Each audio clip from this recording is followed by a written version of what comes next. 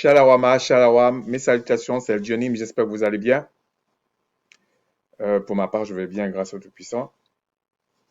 Et j'espère que, de toute façon, je suis convaincu de ça. Tous ceux qu'il a appelés au salut, soit pour la vie éternelle, soit pour être attachés au peuple de sa promesse, le Créateur fait toujours ce qu'il dit.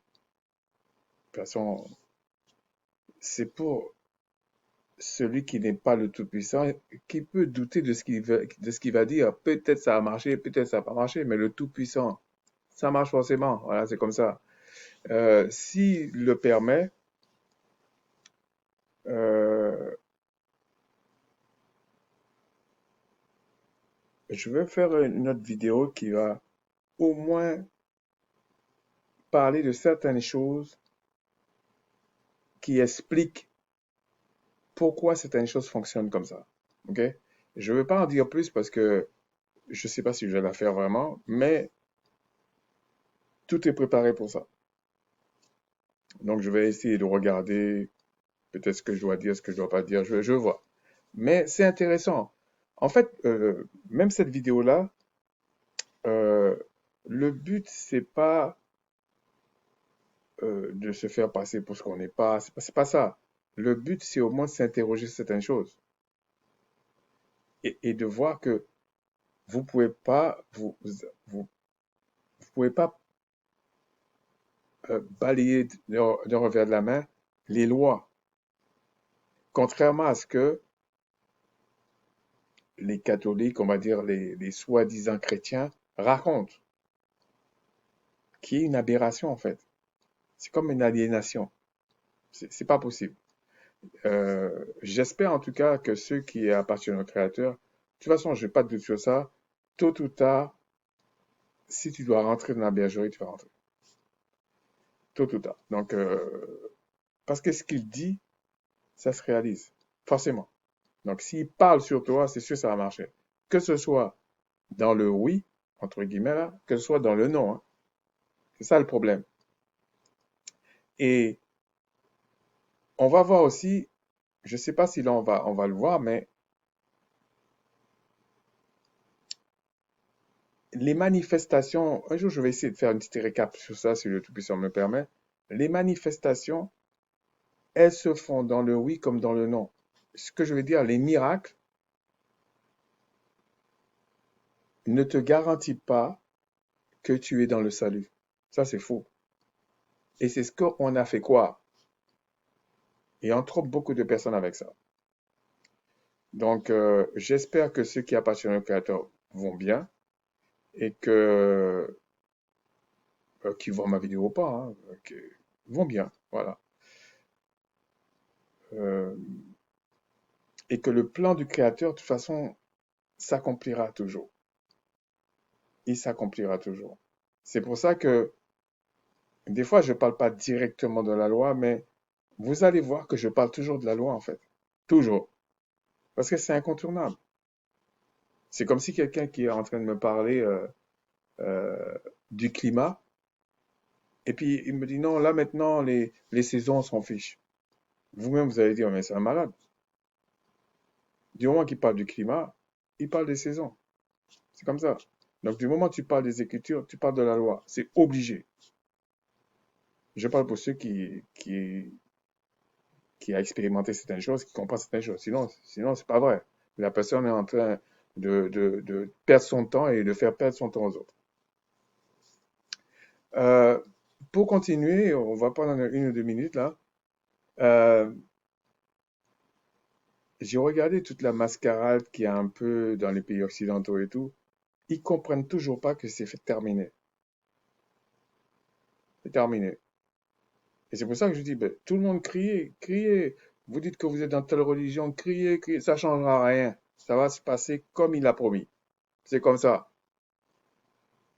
Et le Créateur, il y a des passages où on se montre, en tout cas dans les livres qu'ils ont récupérés dans la Bible, qui, qui, qui se jouent des hommes par moment. Ils se moquent même s'il faut. Donc, l'idée de faire croire que le Créateur, c'est un petit toutou béni oui oui, non, il sait faire le bien comme il sait faire le mal. C'est comme ça. Donc, d'ailleurs, j'ai un petit problème avec certaines démarches de ceux qui se disent kamites, dans le sens où ils nient la nature. Ils font croire que les sociétés étaient matriarcales, même en Afrique. Je vous dis que c'est faux. Ça ne veut pas dire que la femme n'avait pas une place vraiment importante. Non, de toute façon, pour faire une bonne famille, il faut que chacun joue son rôle. Pour faire une société, il faut que tout le monde joue son rôle, même les enfants. Donc, on ne peut pas venir malheureusement prendre les déviances de l'Occident et puis passer de l'autre côté et puis dire c'est comme ça. Ça n'a aucun sens. Okay? En plus, les Kamites, ils ont très peu d'éléments sur le culte des Kamites. Donc, je ne suis pas en train de leur jeter la pierre parce que je suppose que c'est pas si facile. Mais là où ça me pose un problème, c'est que même dans la nature, imaginez-vous, vous êtes quelque part avec une famille, sachant que même dans les cultures les plus anciennes, il y avait la polygénie. Donc imaginez-vous, alors bien sûr, ils vont toujours vous dire il y avait les Amazones et tout, mais ça c'est un mythe. Ça c'est un mythe qui est là. Il y a peut-être quelques femmes qui font certaines choses là, mais c'est un mythe. Bon là, je vais pas parler de la biologie parce que je veux pas, c'est pas le but de ma chaîne, mais quand il y a une agression qui venait d'ailleurs, vous pensez que c'est les femmes qui allaient défendre? Il peut y avoir une comme ça, mais c'est pas les femmes. Quand il fallait porter un truc très lourd, vous pensez que c'est les femmes qui allaient porter ça? Non. En plus, elles ont leur menstrues, sont pas disponibles pour faire certaines choses. Donc, arrêtez de raconter des balivernes aux gens. Dire que la femme a une place importante dans la famille, d'ailleurs dans toutes les sociétés modernes, anciennes, euh, antiques, la femme avait une place importante. Donc c'est pas propre à la société kamite. Mais de là à dire que la société était matriarcale, c'est une foutaise. Alors, on n'est pas en train de parler ici des gens qui sont machos, d'autres qui sont féministes, tout ça. Ça, c'est les déviances de la société occidentale. Qui sait ni, il sait pas s'il faut aller à droite, s'il faut aller à gauche. Mais ils sont toujours en train de parler et de faire croire aux gens que la société était comme ça. Ils sont en train de s'effondrer. Je vous ai dit, ils n'ont pas un autre logiciel. Ils sont pas faits. C'est pas parce que tu vois quelqu'un faire quelque chose et que tu aurais aimé le faire que tu es capable de le faire. Non, c'est leur société qui est là. Donc, je comprends que toutes les autres civilisations vont commencer à critiquer à tort et à travers et à prendre la tangente, c'est-à-dire à prendre l'opposé pour faire croire que c'est l'opposé qui va marcher. C'est pas si simple que ça en fait. Parce que si c'était si simple que ça, tout le monde l'aurait déjà fait. Donc c'est pas si simple que ça. Sans la, la réconciliation avec le Créateur, sans les lois du Créateur, aucune civilisation s'en sortira. C'est comme ça. Et vous voyez les secousses qu'il y a en Afrique et tout ça. Je vous avais dit dès le départ, la guerre qu'il y a, soi-disant, entre la Russie et l'Ukraine, c'est l'Afrique qui est en jeu. Donc ils vont vous tourner en rond, ils vont parler comme ça, c'est des bêtises. Et je vous dis, que ce soit la Chine, que ce soit la Russie, que ce soit l'Inde, que ce soit certains pays d'Amérique du Sud, et j'en passe, ils travailleront tous pour le développement de l'Afrique. Qui le veuille ou qui le veuille pas. Et l'Occident va pas passer de 100 à 0, c'est-à-dire comme les gens pensent. Non, ils vont vivre selon leur rythme, c'est-à-dire le tiers-monde. comme ils disent là. Et ils pourront rien faire, que ce soit ce qu'ils vont faire. Je vous dis, la Chine, la Russie, l'Inde, tout ça, ils vont avoir la solution. Tout ce qu'ils vont faire, ça va pas marcher. Tout ce que vont faire les autres, ça va fonctionner. C'est comme ça, c'est parole contre parole. Ils vont essayer de faire des complots, on va déjouer ça. Ils vont essayer de proposer un truc, ils vont déjouer ça. C'est comme ça. Ils vont avoir toujours un coup d'avance. Quand c'est fini, c'est fini. C'est pas une question qu'on n'aime pas les gens. Ça n'a rien à voir. Ils essaient là de faire revenir le catholicisme. Ce sera encore pire. Parce que le catholicisme n'a jamais été le salut. Moi, ce que j'attends là, c'est la fameuse Israël fausse qui se fait passer pour ce qu'elle n'est pas en fait, qui se fait croire que les prophéties vont se réaliser pour elle. C'est le début de la déchéance. Vous allez voir l'imposture et ça va aller vite. Déjà, le fait que tu dis que tu es le peuple élu et que le système qui est censé te protéger commence à te condamner, c'est que c'est faux. Le problème qu'il y a qui est complexe, il faut aussi reconnaître que c'est complexe, c'est que ceux qui se disent Israéliens, juifs et tout ça, c'est faux.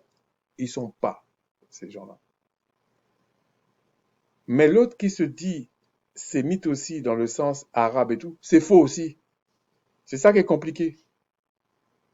Donc tous se tiennent par la babichette d'une certaine manière. Mais tout va sortir. C'est comme, c'est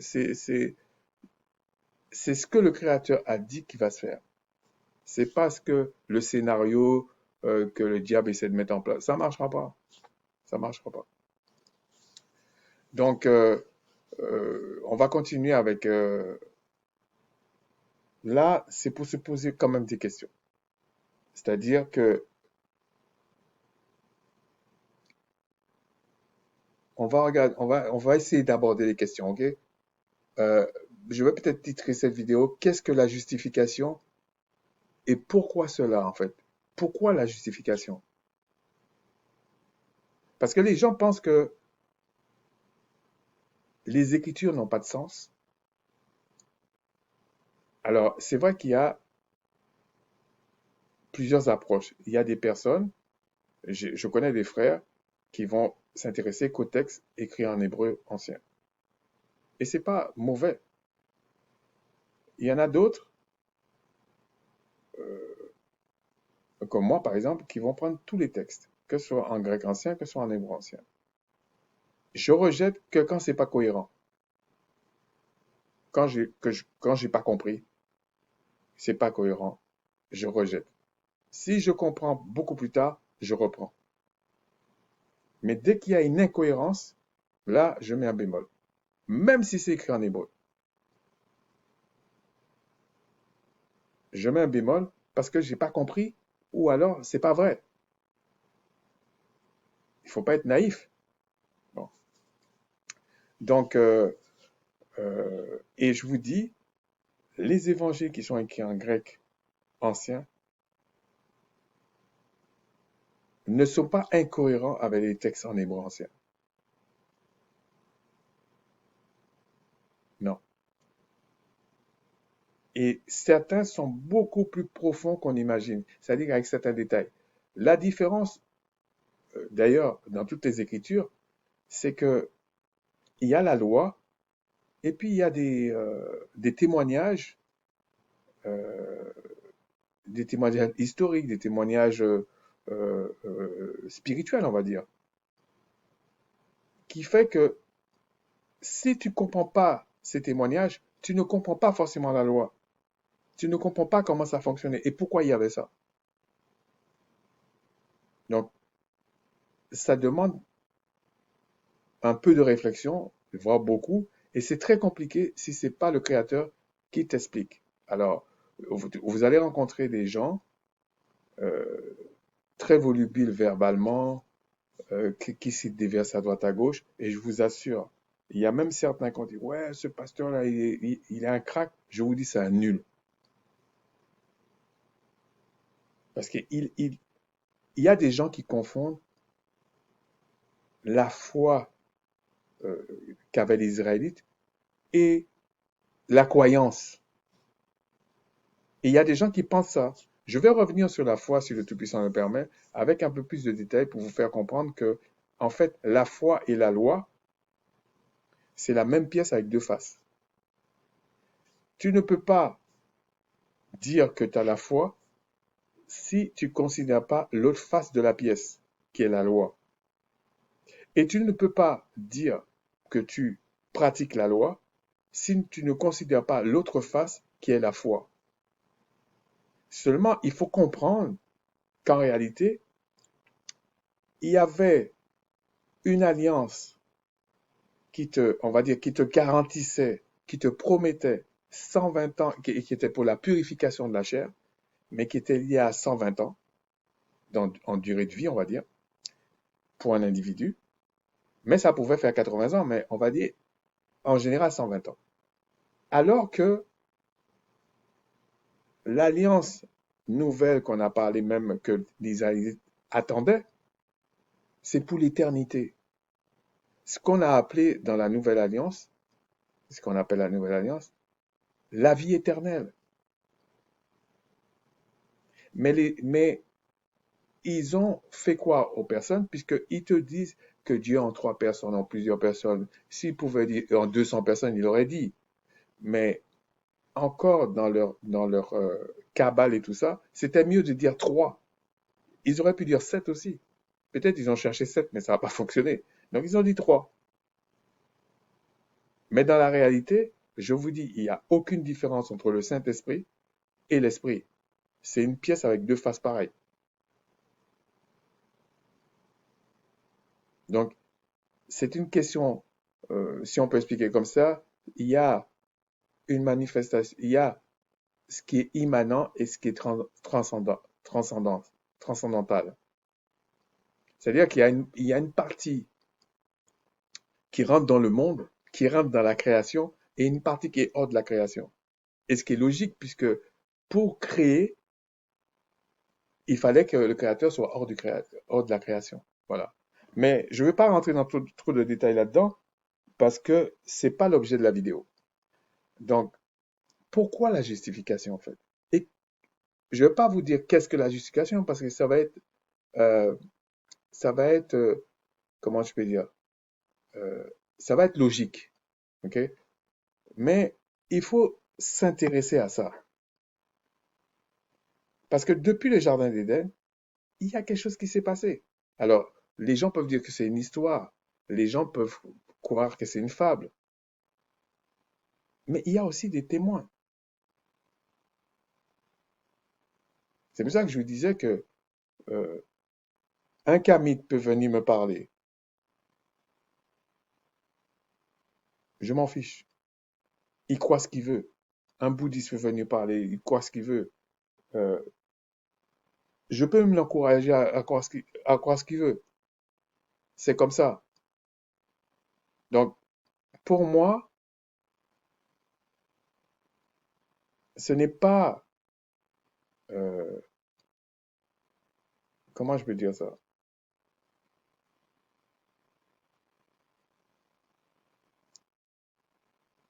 Ce n'est pas une question de concurrence ou comme les gens ont cru pendant un moment que un tel veut prendre l'histoire de l'autre, pas l'histoire de l'autre.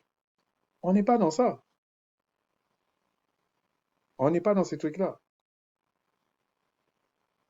Il y a même des fois, on a fait quoi? Que la civilisation de l'autre, les autres n'étaient pas habillés, pas machin. Mais comment les gens peuvent croire ça? Je fais une pause là, il y a encore quelqu'un qui me dérange. Oui, je suis de retour. Il y a quelqu'un qui m'a dérangé. Je sais pas pourquoi je fais rien, on me dérange pas. Dès que je commence à parler des écritures, un truc que je dois faire comme ça, on me dérange. À ce propos, vous avez des personnes Vous allez voir ça, en tout cas certains peuvent témoigner de ça, je suis sûr. Dès qu'ils font quelque chose qui ne colle pas avec les Écritures, ou qui savent qu'il y a quelque chose qui ne colle pas, au lieu de reconnaître qu'ils sont en train de faire quelque chose qui ne va pas et peut-être qu'il faudrait chercher à comprendre, se repentir, ils vont vous dire, surtout la gente féminine, mais il y a tout le monde qui fait ça, hein, ils vous disent, le Seigneur connaît mon cœur, vous allez avoir des surprises plus tard. On va rien avoir comme surprise. Si tu connais les choses, il n'y aura pas de surprise. Sauf si le Seigneur a eu pitié de la personne, c'est tout. Et c'est pas une question de condamner. Personnellement, je condamne personne, ça ne sert à rien, mais ça m'a toujours un peu interpellé quand les gens vous disent, le Seigneur connaît mon cœur. Mais le Seigneur connaît le cœur de tout le monde, pas que ton cœur. Il connaît le cœur de tout le monde. Donc il faut arrêter ça. C'est comme un enfant, on va prendre comme ça un enfant, il fait une bêtise et puis les parents lui disent non, tu sais, c'est mauvais. Ça, c'est pas bien, il faut pas que tu fasses ça, il faut pas que tu fasses ça. Et puis l'enfant dit non, vous êtes trop machin, je sais pas quoi. Et puis le Seigneur connaît mon cœur, il sait pourquoi je fais ça. Ben, les parents vont rigoler. Ou la personne qui connaît un peu plus va rigoler. C'est des bêtises tout ça. Et il y en a d'autres qui aiment utiliser les gens. Je suis désolé, la gente féminine est comme ça. Ils aiment utiliser les gens. Elles aiment utiliser les personnes. Alors, c'est pas toutes les femmes, heureusement. Mais il y a des hommes aussi qui aiment faire ça.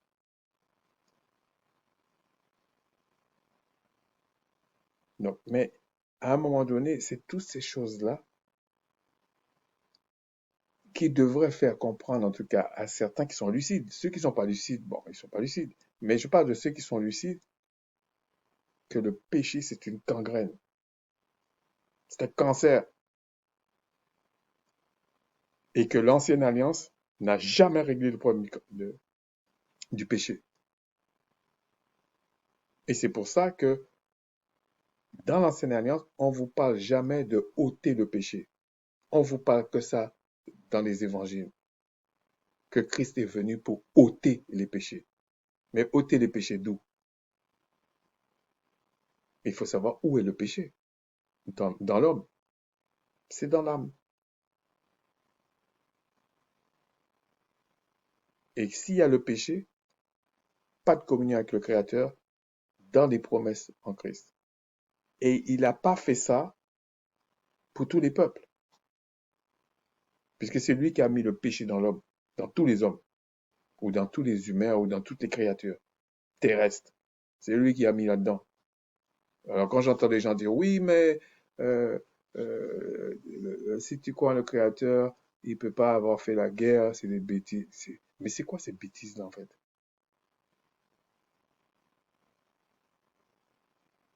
Il ne peut pas exister quelque chose qui ne vient pas du Créateur. Il ne peut pas se manifester quelque chose qui ne soit pas du Créateur.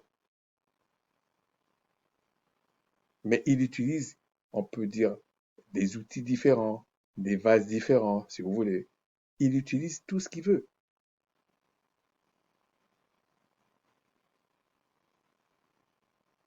Donc, mais on va revenir sur ça.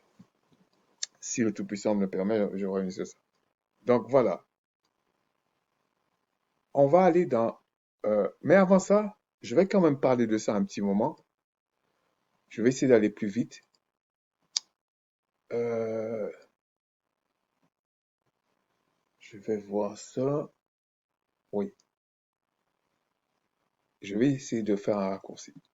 Donc quand on va dans Lamentation 3, on voit que le verset 37 dit, mais qui dira qu'une chose arrive sans que le Seigneur leur ordonne? Et on vous dit dans le verset suivant, n'est-ce pas de la volonté du Très-Haut que viennent les maux et les biens? Mais les maux viennent sur quelqu'un parce qu'il pêche. Mais qui a mis le péché dans l'être humain? Qui a fait ça? C'est le Créateur qui a fait ça. Parce que c'est un scénario. Il a fait ça comme ça.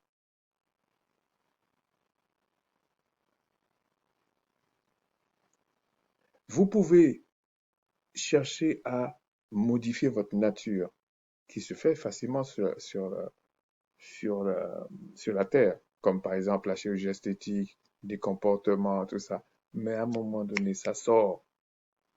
Vous pouvez pas tricher. Vous trichez, c'est un peu comme un enfant euh, qui, euh, qui pense qu'on ne le voit pas. C'est comme ça sur la Terre lorsqu'on fait des choses et puis qu'on pense que le Créateur ne voit pas.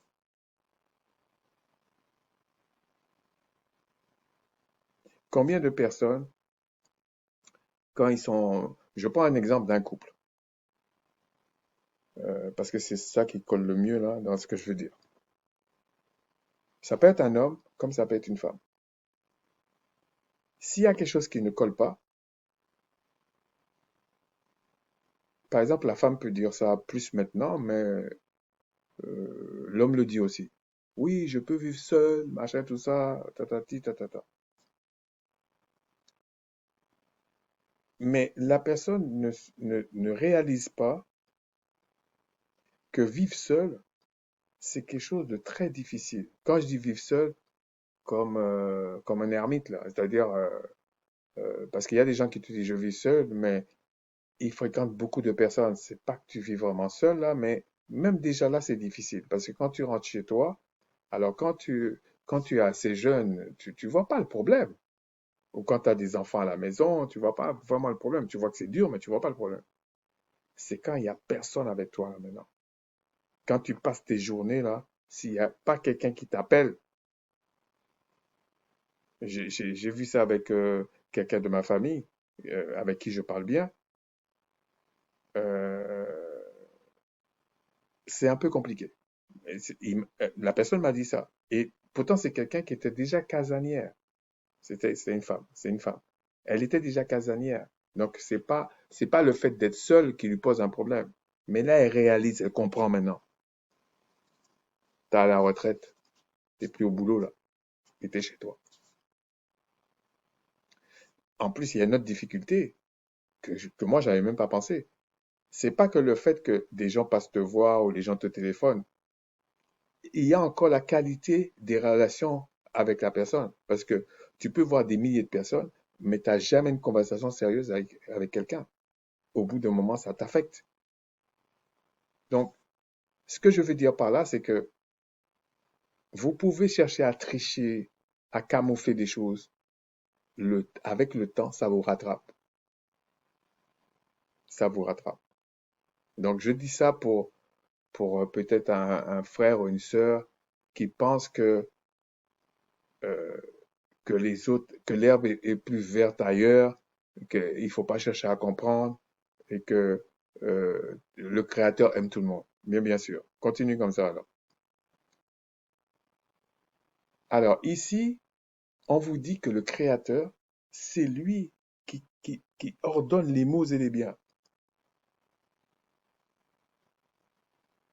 C'est comme par exemple, tu prends en Occident, l'exemple qui me vient, c'est tu prends un gouvernement avec soit un premier ministre, soit un président, hiérarchiquement plus élevé, et puis il donne un ordre.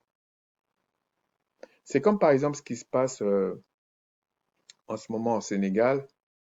J'ai vu un truc, ça m'a énervé et puis ça m'a fait rigoler en même temps, dans le sens où, comme ça chauffe pour les Occidentaux, ils savent qu'ils vont partir de toute l'Afrique. C'est sûr qu'ils vont partir. Les générations vont sortir, ça va dégager. Par la grâce du Tout-Puissant. Donc, qu'est-ce qu'ils font? Ils commencent à reconnaître ce qu'ils ont fait de mal. Donc, le président français reconnaît, euh, peut-être à demi-mot, parce que reconnaître, c'est vraiment réparer. OK? Et c'est pas toi qui dis le degré de la réparation. C'est un commun accord, mais c'est celui qui a subi qui te dit le problème. Donc, qu'est-ce qu'ils font? Ils ont dit, oui, il y a eu des massacres, mais ils disent 35 personnes. Et ce qui m'a énervé, je vous dis franchement, c'est qu'il y a une historienne, soit disant une chercheuse, je sais pas quoi, qui est encore une Française, donc une locoderme, qui dit 300. Mais je me suis dit, mais il n'y a pas de chercheurs, anthropologues, des gens comme ça, sénégalais. C'est une honte. C'est insultant. Et on vient, toujours les mêmes Français, filment leur sœur pour dire 300. Moi, je vous dis, c'est plus que 300. Parce que ça, c'est aussi une technique. Donc, ils présentent la personne qui dit 300. Mais toi, tu n'as toujours pas fait la recherche. Peut-être c'est 1000, peut-être c'est 2000. Mais il vient, peut-être la dame va dire 300, l'autre va dire 35, et puis ils vont dire on va couper la part en deux. Allez, on va dire 150 ou 120. Mais tout ça, c'est faux. Tout ça, c'est faux, en fait. Et pourquoi ils disent ça? C'est parce que ils ont peur que le Sénégal coupe le franc CFA, parce que toute l'administration coloniale se trouve au Sénégal. Donc, si le Sénégal coupe, tout tombe. Donc, il vient vite dire, oui, il y a eu un massacre, machin. Mais c'est trop tard. C'est fini. Ce que je veux dire, c'est que ils n'ont pas le choix de reconnaître. C'est terminé. Et il y a un autre truc aussi qui m'a un peu agacé, le Nigeria. Mais ce président de Nigeria, là, il va sauter, hein, parce que c'est un truc fédéral, là. Ils vont jamais accepter les compromissions de ce président avec les Occidentaux. Jamais. Moi, je vous dis, c'est parole contre parole. Par la grâce du puissant, non. Ils vont jamais accepter ça. Et ce qui m'a un peu agacé avec les terres, les millions de kilomètres de terres arables qu'il y a même au Nigeria, qu'il y a un peu partout en Afrique, ce que la France propose au Nigeria et même à l'Afrique, c'est l'agroalimentaire. Mais ils se foutent de nous. C'est inadmissible, ça. C'est incroyable. C'est des cancres méchants comme ça. Ils ont fait un autre truc. Je sais pas si je vous ai déjà parlé de ça. Ils ont fait un truc en Martinique. D'ailleurs, pour ceux qui disent des Martiniquais, machin là, il faudrait qu'on les juge aussi. Il faudrait qu'ils soient jugés, même s'ils sont mélanodermes. Parce qu'il y a quelques mois, je disais des choses, les gens rigolaient. Aujourd'hui, ils vont dire quoi? Et qu'est-ce qui s'est passé en Martinique? Il y a eu un préfet, je ne sais pas si j'ai déjà dit, il y a eu un préfet qui est venu insulter un leader d'un mouvement martiniquais pour la vie chère, mais il n'y a pas que ça, il y a beaucoup de choses derrière. La vie chère, on va dire, c'est le truc le plus cool, ok? Parce qu'il y a le racisme, la haine, la prétention, la méchanceté, le mépris, il y a toutes sortes de trucs. Et il y a en plus la vie chère, parce que c'est ça la réalité. Et qu'est-ce qui s'est passé? Ils ont filmé une partie du truc. Ils ont filmé, et c'est passé sur les chaînes françaises, hein, que le Martiniquais criait sur un préfet et même bousculait le préfet. Mais il disait, arrêtez de me toucher. Mais quand vous prenez toute la vidéo, c'est pour vous montrer comment ces gens sont méchants et bêtes en même temps. Donc, ils ont montré ça, sachant l'Internet et tout ça. Et quand vous prenez toute la séquence, vous comprenez qu'en fait, c'est le préfet qui a crié sur le gars et qui touchait le gars, en fait. Et que le gars, en fait, a dit, ce frère martiniquais a dit, tu viens pas en Martinique pour me gueuler dessus. Et tu me touches pas. Et c'est là il a avancé. Et là, ils ont dit, non, faut pas le toucher, machin, tout ça. Faut pas toucher le préfet, des trucs comme ça. Mais c'est se moquer des gens. Tu viens, tu insultes la personne. Tu fais des trucs et tu veux pas que la personne réagisse. Personnellement, j'ai confiance, que ce soit un Martiniquais, un Guadeloupéen, mais surtout un Martiniquais. Ils vont jamais arrêter. Je vous dis. C'est soit ils vont régler le problème, soit tout le monde va tomber. Et d'ailleurs, déjà, ce que la France a fait aux Antilles et a fait en Afrique, certains endroits-là, il sera jamais pardonné. Parce que c'est les cieux qui décident, non? Il sera jamais pardonné. C'est comme ça. Même les autres, là, ils vont chercher des solutions, je vous dis, ça ne marchera pas. Parce que les mots et les biens, ça vient du Créateur. Et il y a une loi. Tu transgresses, t'es maudit. Voilà, c'est comme ça. Et il faut savoir qui sont les Israélites, qui ne le sont pas. Donc on va voir. Et en même temps, ils ont dit que le Créateur était pluriel, de temps en temps ils te disent il est unique, on comprend rien du tout, parce que ce sont des menteurs. Et quand vous regardez même dans la Genèse, on emploie, si on parle en français comme ça, Elohim. Mais et on emploie le même, parce que le pluriel c'est Elohim, mais le singulier c'est Eloah. Mais quand on dit, déjà ils ont fait des- des problèmes de traduction, parce que c'était pas leur, je pense qu'ils s'en foutaient en fait. Leur but c'était de faire croire que les Écritures, ça vient d'eux, c'est tout. Donc à un moment donné, on parle dans Exode, ils ont mis les dieux d'Égypte. Donc on te fait croire que les Égyptiens avaient plusieurs dieux, comme il dit les dieux, les êtres célestes et tout ça. Mais en réalité, l'Égypte n'avait pas plusieurs dieux. Je veux dire, il avait on peut dire, un dieu suprême. Mais il y avait d'autres dieux, oui, mais il y avait un dieu suprême, ce qui se fait dans toutes les... Même en Israël, il y a le créateur qui agissait, mais il y avait toutes les entités qui agissaient pour Israël. Même quand on vous dit l'ange du créateur passe là, vous pensez qu'il venait tout seul? C'est une armée, mais on parle du chef. Et donc, quand on dit Michael c'est un chef, Gabriel c'est un chef, etc., le chef de l'armée, c'est Michael, si on prend comme ça. Donc, vous pensez que, d'ailleurs, à un moment donné, je pense qu'il y a une formulation dans les Écritures qui dit ceux qui sont avec moi sont plus nombreux que ceux qui sont contre moi. Parler de qui là? Donc, à un moment donné, il faut arrêter les fables des Occidentaux sur quelque chose qui t'appartient. Va étudier la chose. Crie au Seigneur. De toute façon, si tu cries à lui et que les choses qu'il avait promis pour toi, de toutes les façons, s'il a promis pour toi, tu vas forcément crier à lui. C'est comme ça. Ne croyez pas que les choses sont faites par hasard. Ça n'existe pas. Ça n'existe pas en fait. C'est parce que tu ne connais pas, tu vas penser que c'est pas par hasard. Et donc, qu'est-ce qu'ils ont dit? Ils ont dit, mais donc, quand vous allez en hébreu, vous allez voir que ils vont dire l'Éloah d'Égypte. Mais comment? C'est un singulier et pourtant tu me dis les dieux d'Égypte. Donc, ils te font croire que les, les, les Égyptiens étaient polythéistes. Alors que ils avaient quand même un Dieu suprême, comme un chef. Euh, les Israélites, c'était différent parce que les Israélites, c'est le Créateur lui-même qui veut donner à ce peuple, à son peuple, la suprématie. Mais le chef de ce peuple, c'est le Christ. D'où la confusion de certaines personnes.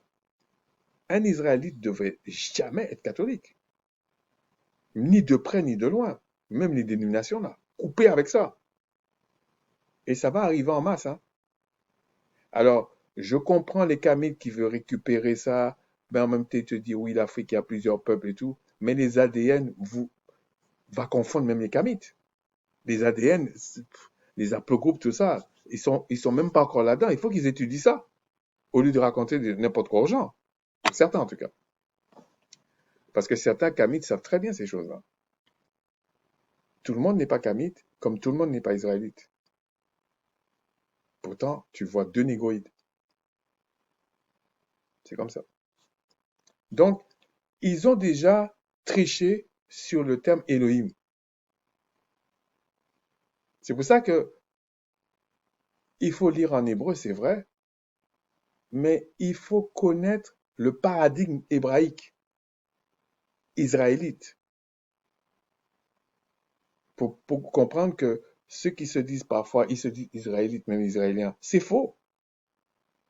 De toute façon, j'imagine, en tout cas, c'est Bossuet, à chaque fois qu'ils emploient le terme israélite, judéen, tout ça, il faut que le Créateur envoie des entités pour frapper là-bas. C'est comme ça. Tout se paye. Donc, tout ça pour vous dire que même dans la Genèse, quand on dit Dieu créa les cieux et la terre, ils emploient le terme Elohim qui est pluriel. Mais en réalité, là, on devrait dire le Père des Elohim ou le Père des entités célestes.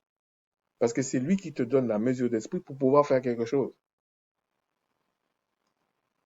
C'est pour ça qu'on dit que c'est le Tout-Puissant qui a créé les cieux et la terre. Mais il n'est pas venu lui-même le faire.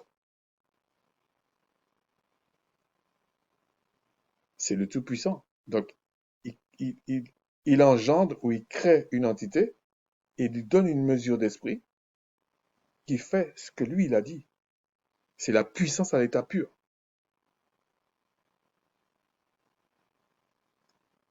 C'est comme ça.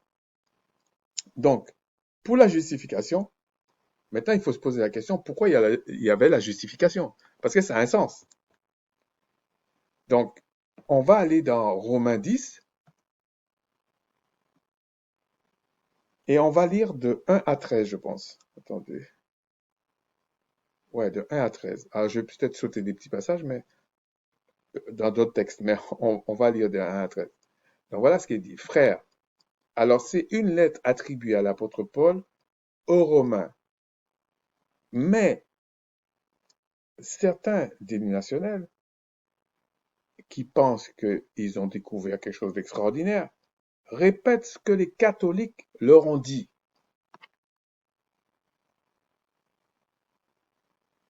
Que le fait qu'il s'est marqué l'épître aux Romains, ça veut dire que c'est une lettre adressée à des leucodermes, à des occidentaux romains. C'est pour ça qu'ils vous disent que c'est universel. Mais c'est faux. C'est fait pour des Israélites qui étaient à Rome. C'est pour ça que des fois, on vous dit les apôtres, même l'apôtre Paul, il allait dans les synagogues. Il n'allait pas en dehors des synagogues. Et les synagogues, il y avait qui dedans? Ce sont des assemblées qui avaient des Israélites. Et pourtant, ils étaient à Rome, à Éphèse, tout ça, mais c'est que des Israélites. Puisque depuis quand euh, euh, les Occidentaux, on va dire, par exemple un Romain, un Éphésien, etc., aller dans les synagogues? Pourquoi faire?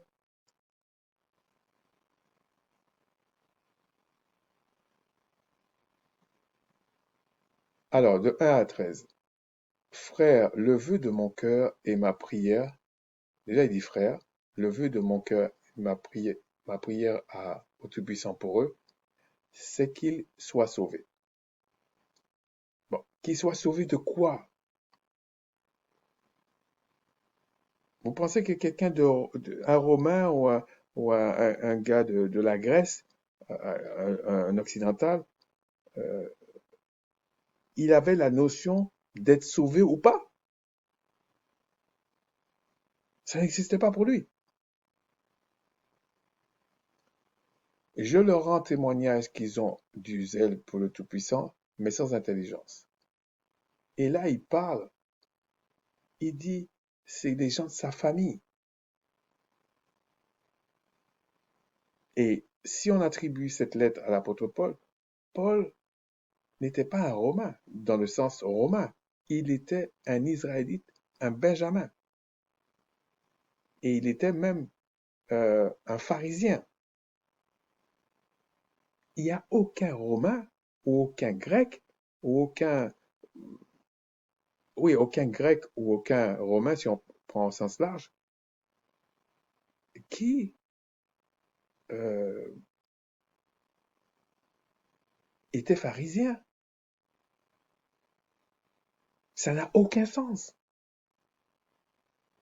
Parce que pour être pharisien, il fallait être du royaume du Sud.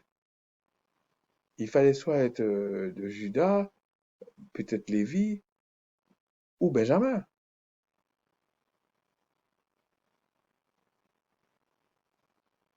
Donc, Qu'est-ce qu'ils ont fait? Depuis le début, ils font des manifestations, des fois souvent très louches, mais ils te font croire que comme c'est une manifestation, c'est le créateur. Je suis d'accord que ce soit le créateur, mais c'est pas le chemin.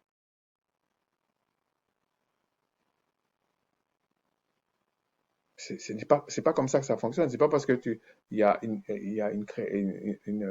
un miracle et que ça a fait ce que la personne voulait, ça y est, c'est que le créateur est avec lui.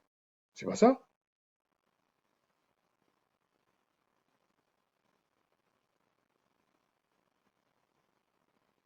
Puisque le créateur dit lui-même, si tu demandes quelque chose qui n'est pas selon la loi, selon ses commandements, ta prière même est une abomination.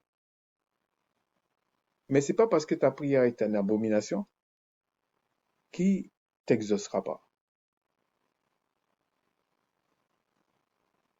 Et quand dans les Écritures on dit à Christ, euh, nous savons que le Créateur n'exauce pas les pécheurs.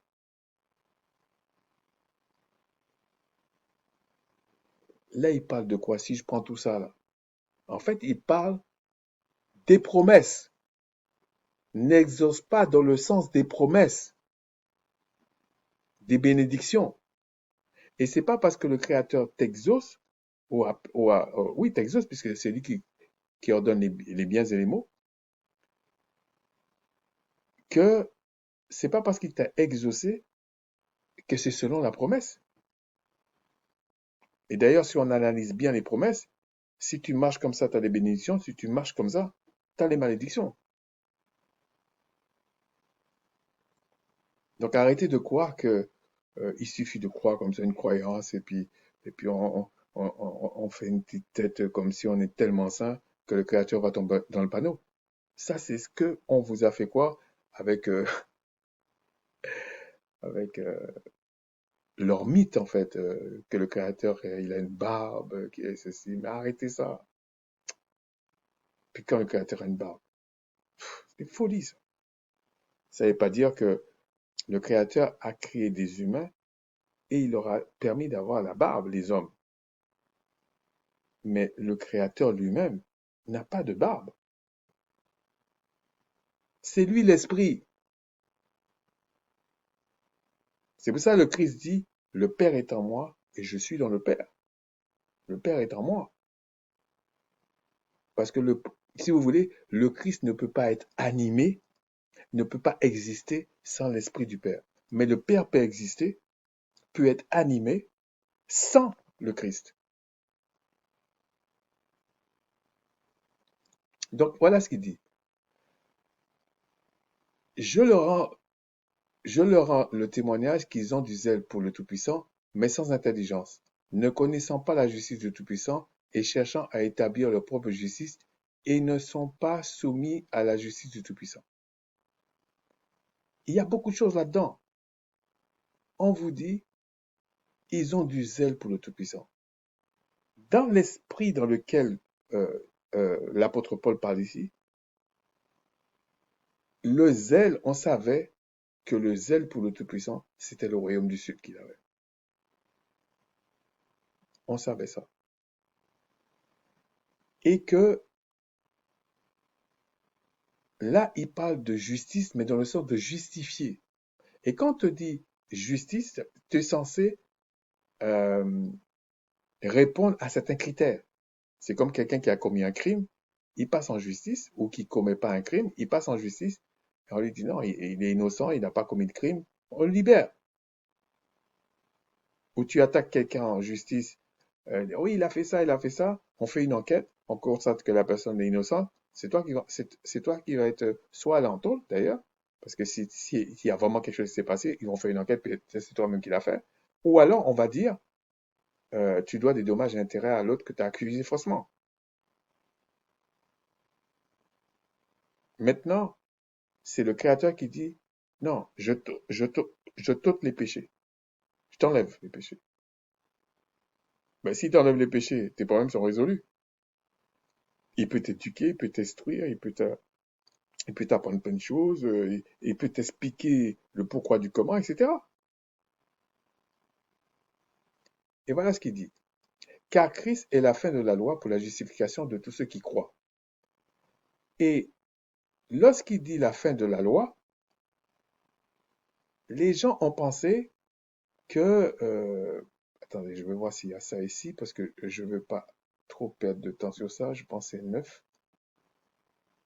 Alors, donc ici, on dit la fin de la loi. Euh,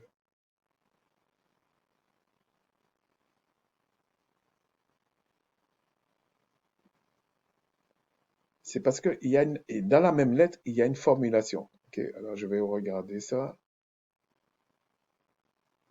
Est-ce que c'est 9?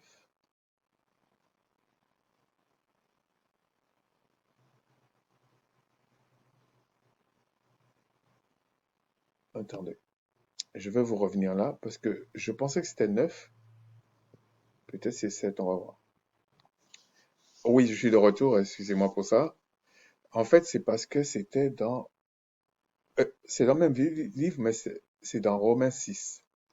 Regardez la formulation qu'il y a ici. Romains 6, 22. Et maintenant, étant affranchi du péché, c'est-à-dire qu'on t'a enlevé du péché. Ok, on a enlevé le péché de toi.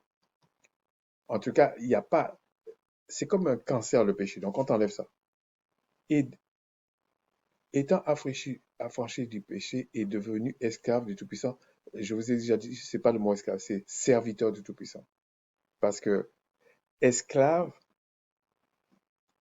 on ne peut pas donner un héritage à un esclave. Non, non, non. Ça, c'était pour les trucs qu'ils ont traduits comme ça, c'était pour l'esclavage. C'était pour confondre justement les Israélites. Parce que les gens ne comprennent pas pourquoi les Israélites ont accepté. Pourquoi les Noirs ont accepté, comme ils disent. Pourquoi les nègres ont accepté. Parce que c'est eux les Israélites. Il faut arrêter ça. Vous avez pour fruit la sainteté et pour fin la vie éternelle. Pour fin la vie éternelle. Pour but, pour finalité la vie éternelle. C'est-à-dire que le fait qu'on t'affranchit et que tu deviennes un serviteur, parce que tous les enfants du Créateur le servent, dans un but, pour la vie éternelle. Et là, on vous prend la même formulation, mais je vais revenir sur ça, hein, et on vous dit dans le verset 4, car Christ est la fin de la loi. En fait, il savait que Christ était, comment on peut dire, la, la réalisation de la loi. En fait, le pourquoi de la loi. Je ne sais pas comment vous dire ça. C'est-à-dire que Christ vous faisait comprendre qu'est-ce qu'on peut obtenir lorsqu'on maîtrise la loi, lorsqu'on respecte la loi entièrement. C'est comme Christ est le but de la loi. C'est pas la fin comme si Christ euh, euh, euh, euh, représente le fait qu'il n'y a plus de loi.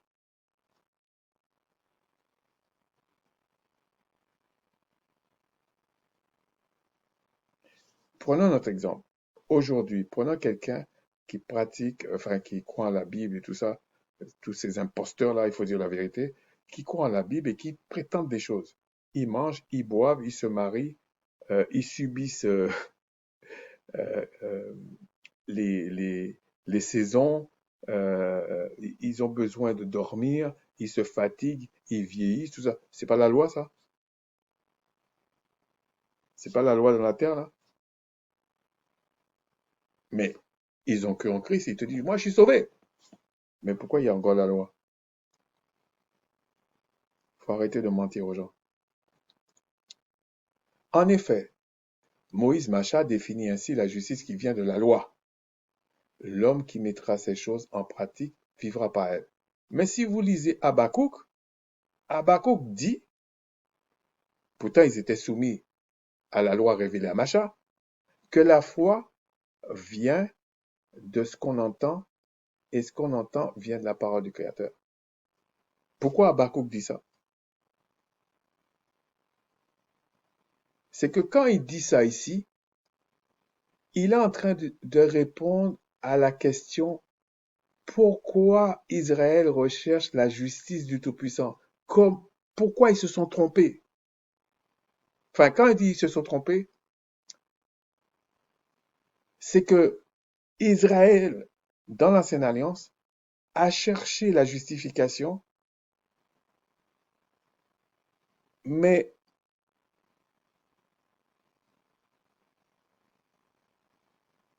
ne comprenait pas. Enfin, c'est pas qu'ils comprennent pas. Ils cherchent la justification, mais cette justification que Israël cherchait dans l'Ancienne Alliance n'a jamais été pour la vie éternelle.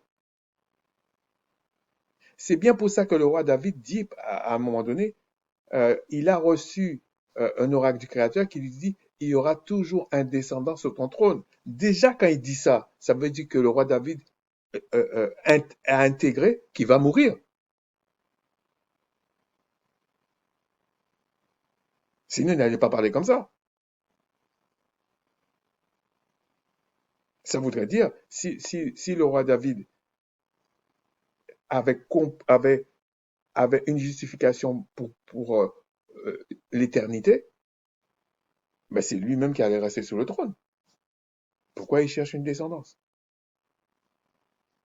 Et vous les voyez parler de ça, ils prennent des exemples des Écritures comme ça pour nous raconter des bêtises.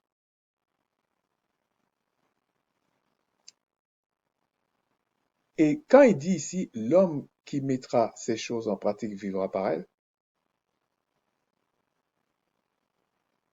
le fait de vivre par elles, c'est pour 120 ans.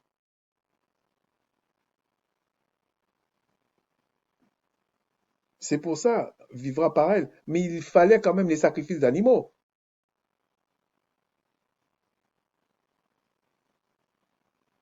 Du moment qu'il y a un sacrifice, ça veut dire que tu veux euh, payer quelque chose. Donc c'est pas toi qui fais. C'est pas comme si, par exemple, quelqu'un qui a péché, qui a menti, qui a volé, on va dire, c'est toi qui as fait. Mais quand on parle de sacrifice, c'est pas toi qui as fait ça. Sauf si c'est toi qui te sacrifies. Mais ils ont sacrifié des animaux, non? Donc il dit, parce qu'il faut, c'est ça l'argumentaire. Il parle d'un sujet bien précis, c'est pour ça qu'il cite Moïse dans ce sens. Mais s'il parlait d'une autre argumentation, il allait peut-être citer Habakkuk, qui parle de la foi. Mais est-ce que Habakkuk contredit Moïse? Non, Habakkuk ne contredit pas Moïse. Et, mais voici comment parle la justice qui vient de la foi. Ne dis pas en ton cœur qui montera au ciel, c'est d'en faire descendre Christ, ou qui descendra dans l'abîme, c'est d'en faire remonter Christ entre les morts. Mais que dit-elle? La parole est près de toi, dans ta bouche et dans ton corps, dans ton cœur. Or, c'est la parole de la foi que nous prêchons. Et là, il explique. On va continuer. Si tu confesses de ta bouche le Seigneur, le Christ, si tu crois dans ton cœur que le Tout-Puissant l'a ressuscité des morts, tu seras sauvé. Car c'est en croyant du cœur qu'on parvient à la justice, et c'est en confessant de la bouche qu'on parvient au salut, selon ce que dit les Écritures. C'est plus par les sacrifices d'animaux. C'est ça qu'il dit là, c'est tout. C'est pas un truc compliqué. Il est en train de dire que la justice qui vient de la foi, non seulement elle est pour l'éternité, mais cette justice-là, elle est à ta portée. Parce que tu n'as pas besoin de faire des sacrifices d'animaux. Au temps de Macha, on dit l'homme qui mettra ces choses en pratique vivra par elle parce que tu devais faire des sacrifices d'animaux. C'est ça cette pratique que tu devais faire. Il n'était pas en train de parler de toute la loi, il parle de la justice, de la justification. Et dans l'Ancienne Alliance, la justification vient des sacrifices d'animaux. Parce que tu pouvais, par exemple, tu pouvais ne pas, on va dire, tu pouvais toujours dire la vérité, respecter toute la loi. Tu n'étais pas justifié. Tu n'avais peut-être pas de fraude en toi, mais tu n'étais pas justifié. Pour que tu sois justifié, il fallait des sacrifices, des sacrificateurs tous les jours, dont deux en particulier. Il y avait la Pâque, qui était une commémoration de la vraie Pâque en Égypte, qui s'était passée en Égypte. Parce que les autres fois, c'était une commémoration, c'était pas la Pâque. Ensuite, il y avait l'expiation tous les ans. Et c'est ça qui te justifiait pour le Créateur ne te frappe pas. Et c'était que les 12 tribus qui étaient justifiées. Mais c'était justifié pour 120 ans. C'est pour ça qu'on vous dit, il y avait ces pratiques-là pour la justification. Et c'est ce que Israël cherchait. Il cherchait une justification. Mais l'apôtre Paul leur dit ici, vous cherchez une justification qui ne peut pas satisfaire le Créateur. Parce que le fait que le souverain sacrificateur entrait tous les ans, ça te rappelait que tu avais encore le péché. Alors qu'avec le Christ, il est rentré une seule fois pour toutes, et puis après le Créateur t'enlève le péché. Donc s'il t'enlève le péché, ça veut dire que tu n'as pas le souvenir du péché. À un moment donné, tu n'auras pas le souvenir du péché, c'est fini.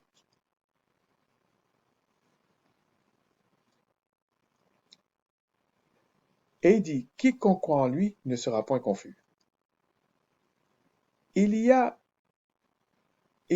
aucune différence, en effet, entre le juif et le grec, puisqu'ils ont tous un même Seigneur qui est riche pour tous ceux qui l'invoquent.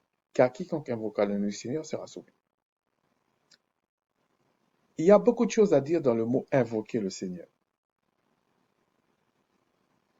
C'est-à-dire que, puisque tu es justifié, quand tu vas invoquer, c'est comme par exemple, Israël dans l'Ancienne Alliance était justifié parce que il présentait à chaque fois un sacrifice. Okay. Il le refaisait à chaque fois. Mais nous, c'est pas dans ce sens. Lorsqu'on veut être justifié devant le trône de grâce, devant le trône du Tout-Puissant, on rappelle qu'on est justifié par le sacrifice de Christ. C'est tout. Mais c'est pas une étude sur ça, ok? Donc ici, on vous dit, celui qui croit en lui ne sera pas confus. Celui qui croit en lui, ça veut dire celui pour lequel il a donné sa vie. Celui pour lequel il est son souverain sacrificateur. Parce qu'il faut faire un parallèle entre la nouvelle alliance et l'ancienne alliance.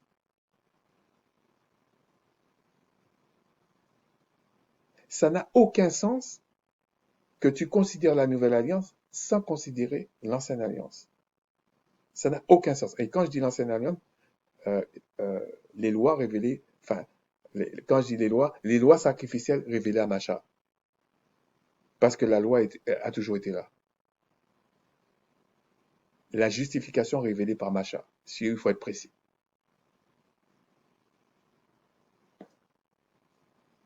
Mais ici, il dit, il n'y a aucune différence entre le juif et le grec. Donc, on va aller vite là-dessus parce que, alors c'est verset 12. Regardez, ici, il dit Hélénos et l'autre, euh, c'est Judas. Donc, c'est des Judéens.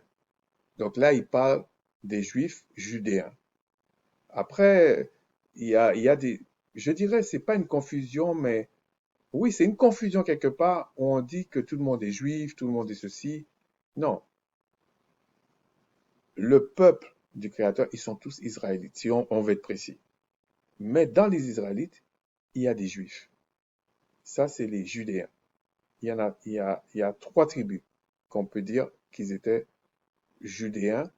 Et si on veut aller encore plus loin, il n'y a que Judas qui est Judéen. Parce que c'est Juda qui a donné euh, la Judée. Donc, si on veut être précis, parce que le Créateur est précis, et, et il parlera précisément de toute façon. Mais on dit ici Hélénos, c'est traduit comme ça, mais c'est helléniste. Qu'est-ce qu'un helléniste? Alors, j'ai été voir le Larousse, voilà ce qu'il dit, spécialiste de la langue et tout ça. Ça, c'est souvent les Occidentaux font ça, du baratin, mais en fait, quelquefois, quand tu continues dans les explications, ils vous disent que ce que c'est. Nom donné aux Juifs de la diaspora, parce qu'une diaspora, c'est un groupe de personnes qui est à l'étranger et qui sont organisées. C'est pour ça que j'aime pas le terme lorsqu'on dit ah la diaspora africaine, tout ça. Ils sont pas organisés. Donc c'est pas une diaspora, ce sont des immigrants. Voilà, c'est comme ça. Par opposition aux Juifs nés en Palestine et dont la langue n'était plus l'araméen mais le grec. Bon, il n'était pas l'hébreu non plus, ok? C'est pas l'araméen seulement. Il n'était pas, mais le grec.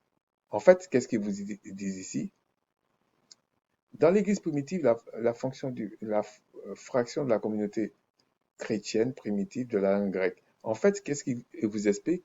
Un helléniste, c'est un Israélite, écoutez bien, c'est un Israélite qui ne pratique plus les lois israélites, qui ne pratique pas la loi révélée à Macha, mais qui est dans la culture grecque. Donc, il peut manger, certains mangeaient du porc, d'autres, je ne sais pas, ils étaient dans la culture grecque. Ce qui était même tout le royaume du Nord, d'ailleurs. Ça, c'est un helléniste. Maintenant, si on regarde le petit Robert, parce qu'il faut regarder les deux, eux, ils ont été plus directs. Personne qui s'occupe de la philosophie, de la littérature grecque, ça, c'est des mensonges, ça, c'est pour embrouiller les gens. Antiquité, c'est ça qui m'intéresse. C'est un juif converti au paganisme grec. Là encore, le paganisme, c'est qu'un Israélite qui a abandonné le vrai chemin, qui est un païen. Donc quand il dit juif converti au paganisme grec, parce que pour les Israélites qui gardaient la promesse, qui gardaient les lois, le monde entier, c'était des païens. Déjà, si on prend comme ça. Mais c'était pas parce que le monde entier était païen que ça posait un problème. C'est que si eux, en tant qu'Israélites, ne respectaient pas la loi, c'était eux les païens.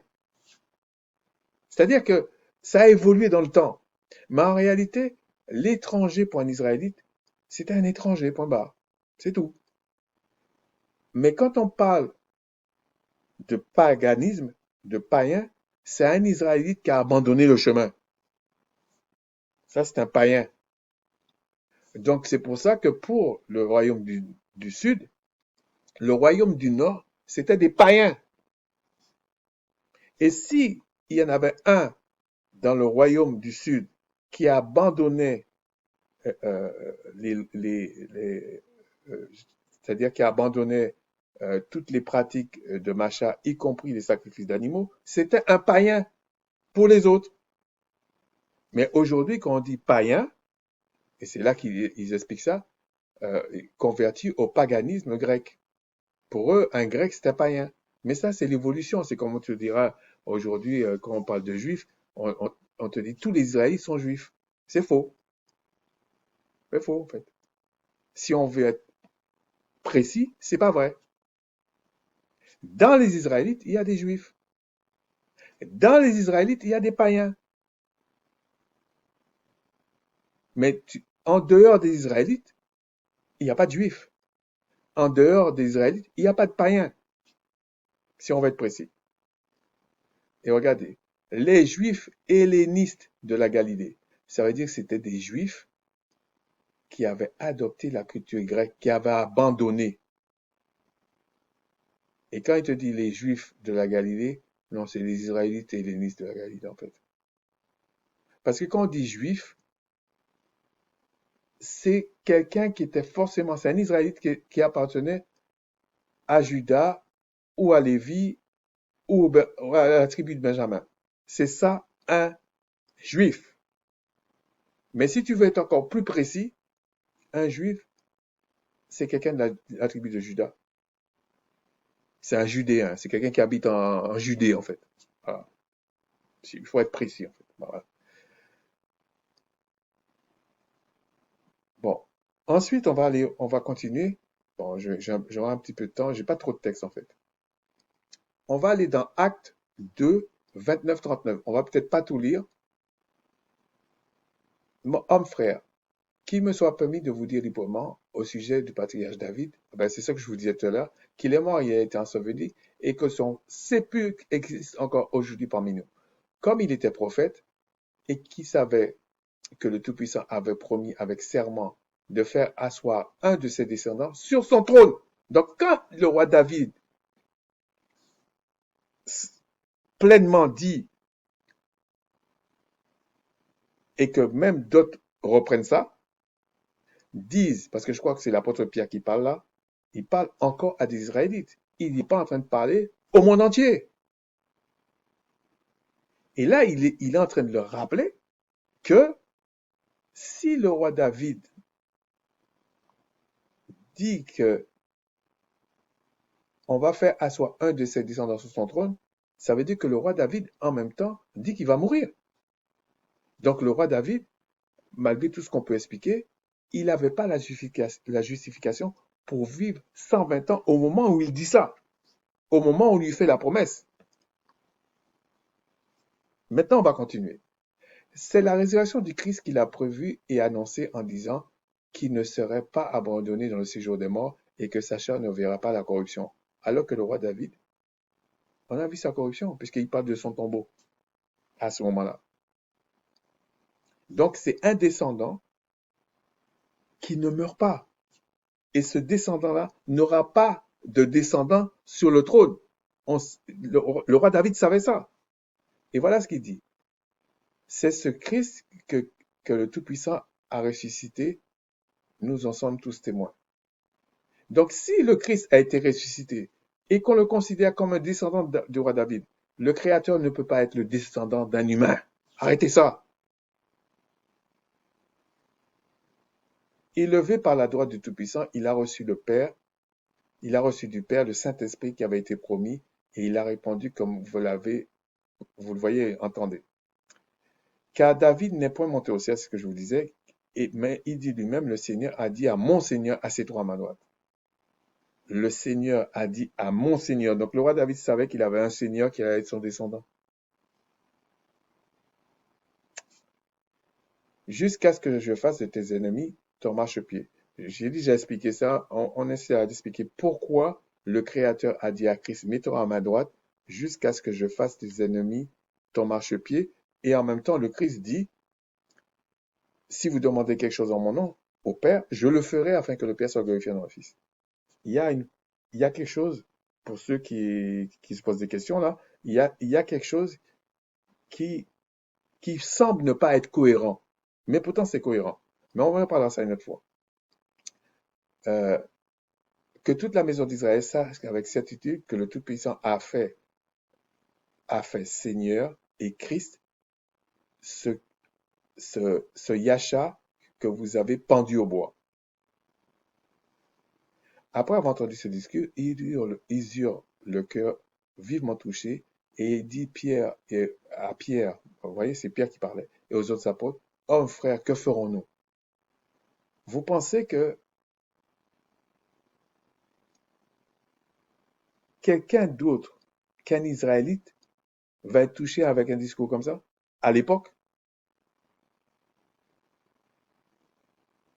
Mais le roi David, c'est pas, il a rien à voir avec le roi David, il s'en fout même, il peut-être connaît même pas. Pierre leur dit, repentez-vous et que chacun de vous soit baptisé au nom du Christ pour le pardon de vos péchés et vous recevrez le nom de Dieu. Pourquoi il dit pour le pardon de vos péchés? Parce que Christ est venu pour ça. Le fait qu'il soit la Pâque, la vraie Pâque, c'est pour vous sortir de la servitude du diable.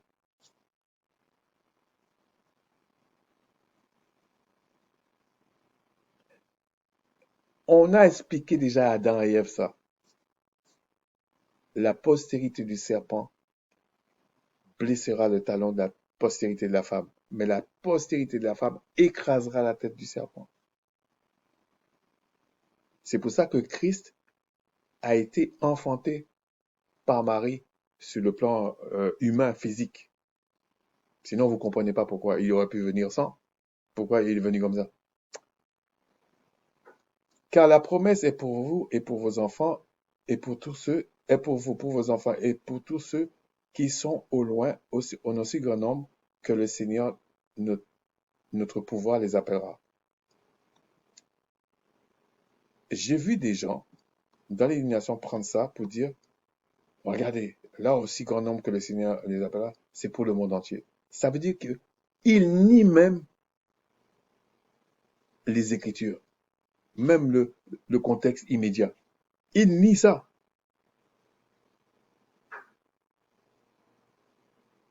Ensuite, on va aller dans Joël, parce que là, il dit, il leur a envoyé, au verset 33, le Saint-Esprit qui avait promis. Mais à qui on avait promis ça? À qui on avait promis ça? Parce qu'il faut comprendre la justification. À qui on avait promis ça? On va aller dans Joël 2, 27 à 32. Et vous saurez, bon, cette prophétie, Joël avait les prophéties messianiques aussi, il y avait plein, il y avait Jérémie, il y avait Isaïe, tous les prophètes disaient ça. Et vous saurez que je suis au milieu d'Israël, que je suis le Tout-Puissant, votre pouvoir, et qu'il n'y en ait point d'autre. Et mon peuple ne sera plus jamais dans la confusion. C'est pour ça qu'il est dit dans Romains, vous ne serez pas confus. Après cela, je répandrai mon esprit sur toute chair. Donc il parle sur les Israélites. Parce que là, Joël parle aux Israélites. Il ne parle pas au monde entier, là. OK? Vos fils et vos filles prophétiseront, vos vieillards auront des songes, et vos jeunes gens des visions. Même sur les serviteurs et les servantes, dans ces jours-là, je répandrai mon esprit. Quand il dit les serviteurs, même sur les serviteurs, j'avais fait une vidéo sur ça, mais je reviendrai sur ça, ok? C'est toujours les Israélites. Parce qu'il y avait des Israélites qui avaient leurs frères comme employés. Et alors, je ferai paraître des prodiges dans les cieux et sur la terre, du sang, du feu et des colonnes de fumée. Le soleil se changera en ténèbres et la lune en sang avant l'arrivée du jour du Tout-Puissant, de ce jour grand et terrible, où il va, euh, vous lisez Apocalypse, vous allez voir le millénium, c'est terrible, hein. C'est bien quand ça t'arrange, mais quand ça t'arrange pas, c'est horrible. Alors quiconque évoquera le nom du Tout-Puissant sera sauvé. Vous voyez? C'est la même chose qui a été dit dans Romains 10 et dans Actes. Le salut sera sur la montagne de Sion à Jérusalem, comme il est dit, comme a dit le Tout-Puissant, et parmi les réchappés que le Tout-Puissant appellera. Tu vois? Là, on dit parmi les réchappés que le Tout-Puissant appellera. Bien sûr, c'est aussi grand nombre. C'est pareil que dans Actes. Mais là, c'est les Israélites. Ah, mais c'est cette prophétie-là qui a été réalisée là. Le début de la prophétie. Parce que le Créateur, il est hors du temps. Donc, quand il parle, c'est un état. C'est-à-dire que au moment où ça arrive, ça bouge plus après. Parce qu'il a parlé. Donc, ici, on est en train de nous parler que quelque chose qui concernait les Israélites seulement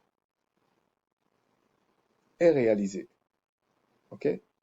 Donc maintenant, comment quelqu'un qui n'est pas un Israélite peut recevoir le Saint-Esprit? Ça n'existe pas. Même dans la dédicace du temple, Quand on dit, il a, je veux dire, quand je dis le Saint-Esprit dans le oui que l'apôtre Paul parle, c'est de ça que je parle. Mais quand il dit euh, euh, l'étranger qui venait en Israël à la dédicace du temple pour dire que exauce-le, mais c'était pas pour l'exaucer pour qu'il prenne la place des Israélites. Ça n'existe pas, ça. C'est pas vrai, ça n'existe pas. Ensuite, on va aller dans Hébreux 1:8. Je vais simplement le lire parce que j'ai encore 4 textes là, mais bon. Alors, Hébreux 2:1-8. C'est pourquoi nous devons d'autant plus nous attacher aux choses que nous avons entendues, de peur que nous soyons emportés loin d'elles. Donc là encore, l'apôtre Paul parle à des Hébreux. Ça attribue à l'apôtre Paul aussi. Il parle à des Hébreux, il ne parle pas au monde entier. Hein. Car si la parole annoncée par des anges ont eu son effet, si toute transgression et toute obéissance ont reçu une juste rétribution, comment échapperons-nous en négligeant un si grand salut qui, annoncé d'abord par le Seigneur, a été confirmé par ceux qui l'ont entendu.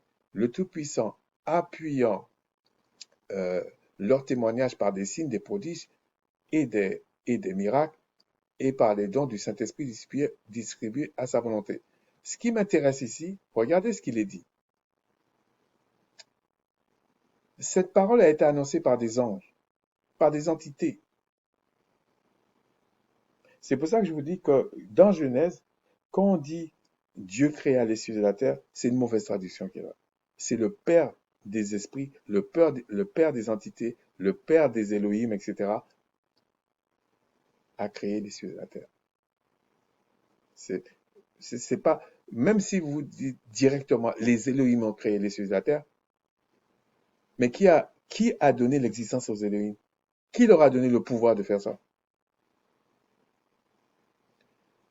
Et on voit ici, ça confirme que c'est un ange qui a parlé à Macha, à Moïse. Même si on vous dit que le Créateur a parlé face à face avec Moïse, c'est un ange qui parlait. Le Créateur ne peut pas venir dans sa création, dans son état, dans son état. C'est pas possible. L'esprit, il est partout. Le Créateur, il est partout en fait. En effet, verset 5. Ce n'est pas à des anges que le Tout-Puissant a soumis le monde à venir dont nous parlons. Ce n'est pas à des anges. Écoutez bien. Or, quelqu'un a rendu quelque part ce témoignage. Qu'est-ce que l'homme pour que tu te souviennes de lui, ou le Fils de l'homme pour que tu prennes soin de lui? Là, on parle de l'homme restauré. On parle de l'homme sauvé. Tu l'as abaissé pour un peu de temps au-dessus des anges. Tu l'as couronné de gloire et d'honneur. Là, on parle d'un homme comme un homme. On parle d'un singulier. Mais c'est qui cet homme? C'est pour ça qu'on vous dit que Christ est le Fils de l'homme. Il a fallu qu'il rachète le genre humain. C'est pour ça qu'on l'a abaissé pour un temps et après on l'a élevé. Mais il a, si vous voulez, il a repris son statut d'ange avec une, une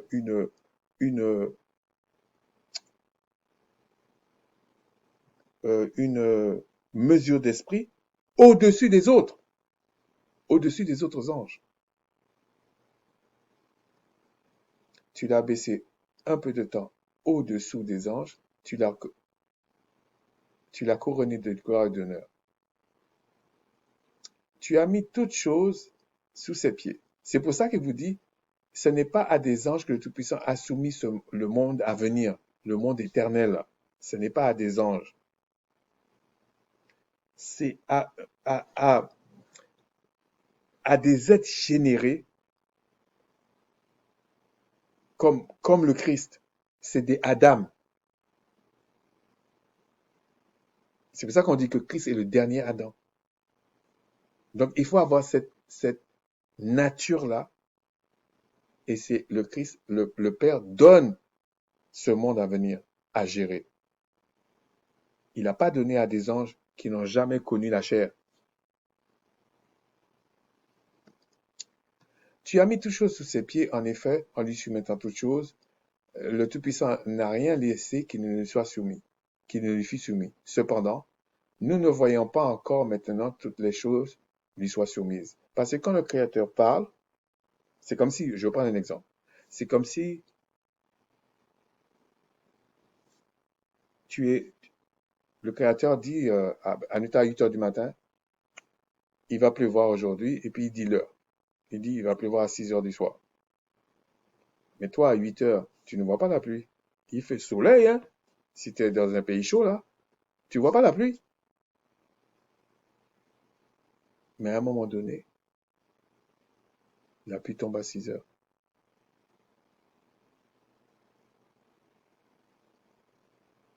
Tu vas dire, mais attends, mais comment la personne, il m'a parlé, il m'a dit à 6 heures, il va pleuvoir. Alors, on va faire plus simple. Parce qu'aujourd'hui, l'orgueil de l'humanité, c'est pour ça que le Créateur les égare. Ils vont faire des pronostics de la météo, si on prend ce cas-là. Mais ils se plantent souvent. Les vrais phénomènes, là, ils ne les voient pas arriver. Même quand ils prétendent la tempête va faire ceci, la tempête va faire cela, une fois sur deux, ils se plantent. Et quand ils pensent que la tempête va pas faire grand-chose, ça défonce des trucs. Donc, ils savent pas, en fait. Ils tâtonnent. Et je vous dis, tout ce qui se passe, tous les phénomènes comme ça, là, qui tuent, qui cassent, c'est des jugements. Mais c'est pas le jugement dernier, mais c'est des jugements qui sont là. N'oubliez pas que le Créateur a dit, c'est écrit comme ça, les maux et les biens, c'est lui qui leur donne. Ensuite, on va passer à... Pourquoi je vous parle de tout ça? C'est pour vous compreniez pourquoi il faut être justifié. Et qui va être justifié, en fait. Si on va maintenant dans Hébreux 10, bon, je vais peut-être pas lire parce que là, c'est long. C'est Hébreux 10, 1 jusqu'à 23, je vais pas lire ça. Honnêtement, non. Je vais essayer de trouver les passages qui m'intéressent. Regardez. On vous dit, en effet, la loi qui possède une norme des choses à venir et non l'exacte représentation des choses ne peut jamais, par les mêmes sacrifices qu'on offre perpétuellement chaque année, amener les assistants à la perfection. Je devais m'arrêter là dans la vidéo. Il ne peut pas. Alors, il y a beaucoup qui prennent ces textes-là pour, pour dire, ouais, mais ce sont une nombre des choses à venir. Et il vous prend toute la loi, que ce soit les sacrifices, que ce soit les autres choses qui se faisaient en Israël, pour dire que ce sont l'ombre des choses à venir. Faux, c'est pas ce que dit le texte. Le texte dit les choses l'ombre des une ombre des choses à venir. On vous parle pas de ça là. On vous parle de ce qu'étaient les sacrifices d'animaux. Regardez, c'est parce que je ne vais pas le lire, mais regardez, à chaque fois on vous dit autrement, ils auraient cessé de faire ces sacrifices-là. Regardez, autrement n'aurait-on pas cessé de les offrir, toujours les sacrifices, parce qu'ils rendent, parce que, parce que ceux qui rendent ce culte, c'est là qu'on voit le culte demande une pratique. Les gens qui viennent, qui vous disent, le Seigneur connaît mon cœur, machin, c'est des bêtises. Le culte, tu dois pratiquer quelque chose. Voilà. Étant une fois purifié, c'est-à-dire l'expiation du septième une fois par an, n'auraient plus aucune conscience de leurs péchés. Mais le souvenir des péchés est renouvelé chaque année par ces sacrifices. Il parle des sacrifices d'expiation surtout. Parce que c'était là que le souverain sacrificateur rentrait pour que le Créateur les épargne. Et c'était justement une ombre des choses à venir.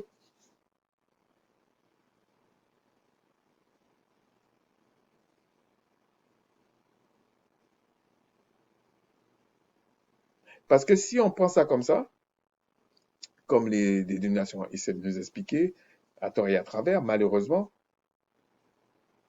c'est-à-dire le fait qu'on, bien sûr, le fait qu'on mange et tout ça, on peut comprendre, on peut discuter.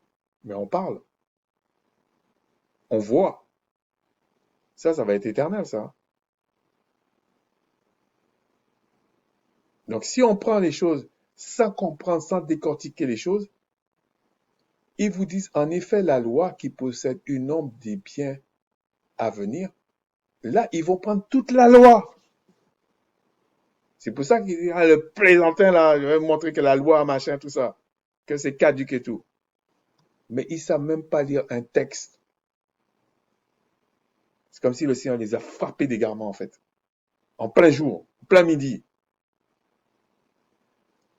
En effet, la loi qui possède une nombre des biens à venir, la loi qui possède, et non l'exacte représentation des choses, ne peut jamais par les mêmes sacrifices qu'on offre perpétuellement chaque année amener des assistances à la perfection.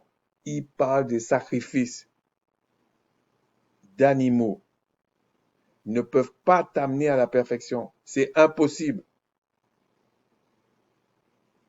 C'est impossible. Il faut un autre type de sacrifice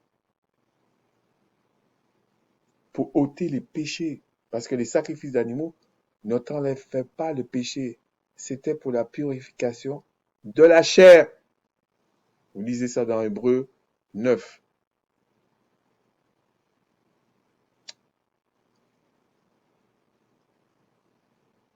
Et là, je ne vais pas tout lire, il faudrait lire tout le chapitre là, enfin jusqu'à 23 au moins.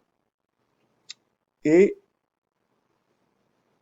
le Créateur a fait ça pour ne plus se souvenir des péchés des hommes.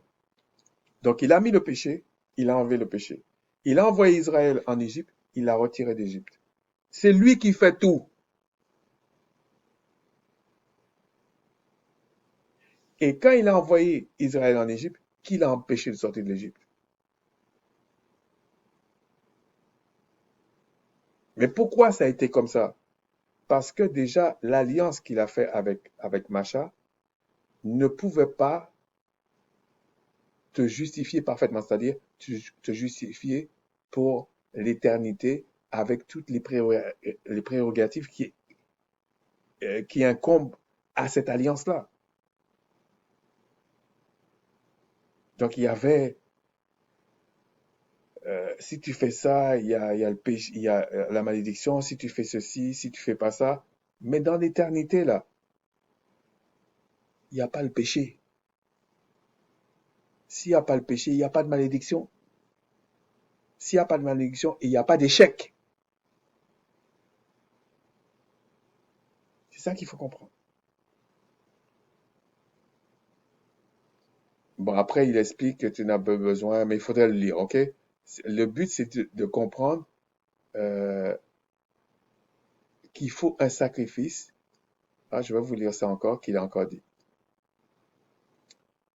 Après lui avoir offert un seul sacrifice pour les péchés, s'est assis pour toujours à la droite du Tout-Puissant. Attendez, regardez. À partir du verset 11. Et tandis que tout sacrificateur fait chaque jour le service, chaque jour, il y avait des sacrifices.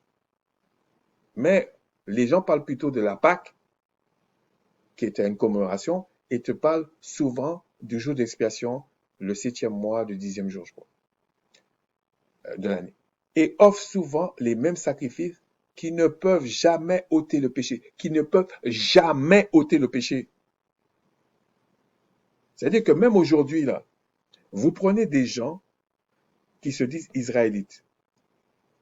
Et des fois, je me pose la question s'ils sont vraiment israélites à cause de ça. Et ils vous disent, on va faire des sacrifices comme faisait Moïse, et c'est ça qui va être la restauration du peuple. Mais s'ils font ça, ils ne seront jamais parfaits. Ils font du Créateur un menteur.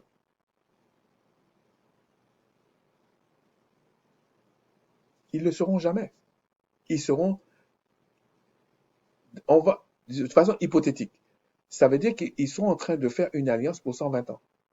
Mais comme il y a l'alliance maintenant pour l'éternité, l'alliance pour 120 ans est devenue caduque.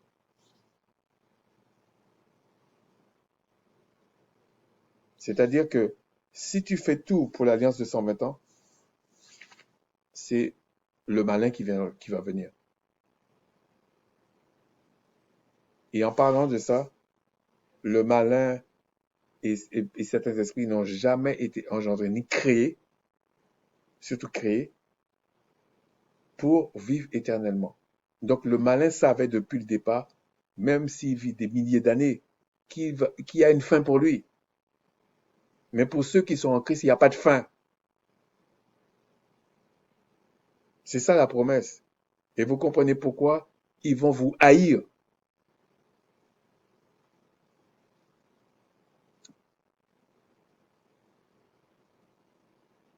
Il ne peut jamais ôter les péchés.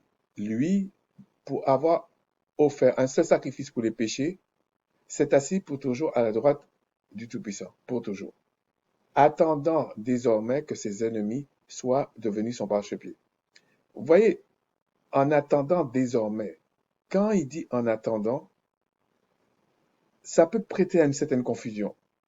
En fait, parce qu'il dit plus loin, je ferai, si vous demandez quelque chose en mon nom, je le ferai. Donc tu vas dire, attends, tu peux faire des choses alors.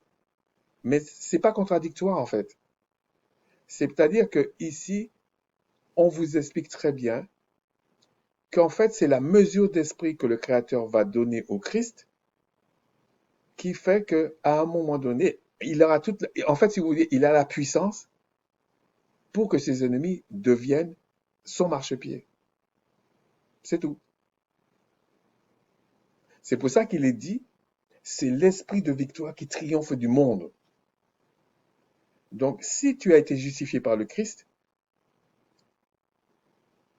l'esprit vient et il te donne la capacité de vaincre les puissances de ténèbres, qu'ils soient dans les cieux, sur la terre, dans les airs, sous la terre, dans les eaux. Ils sont foutus.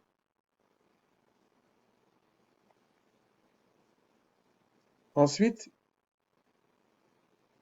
voilà, ça a pris plus de temps que je pensais, mais bon, on va continuer. Jérémie de 31, 29 à 33. Qu'est-ce que dit Jérémie? Parce que, en fait, euh, attendez, j'avais pris ce texte-là pour quelque chose aussi, attendez.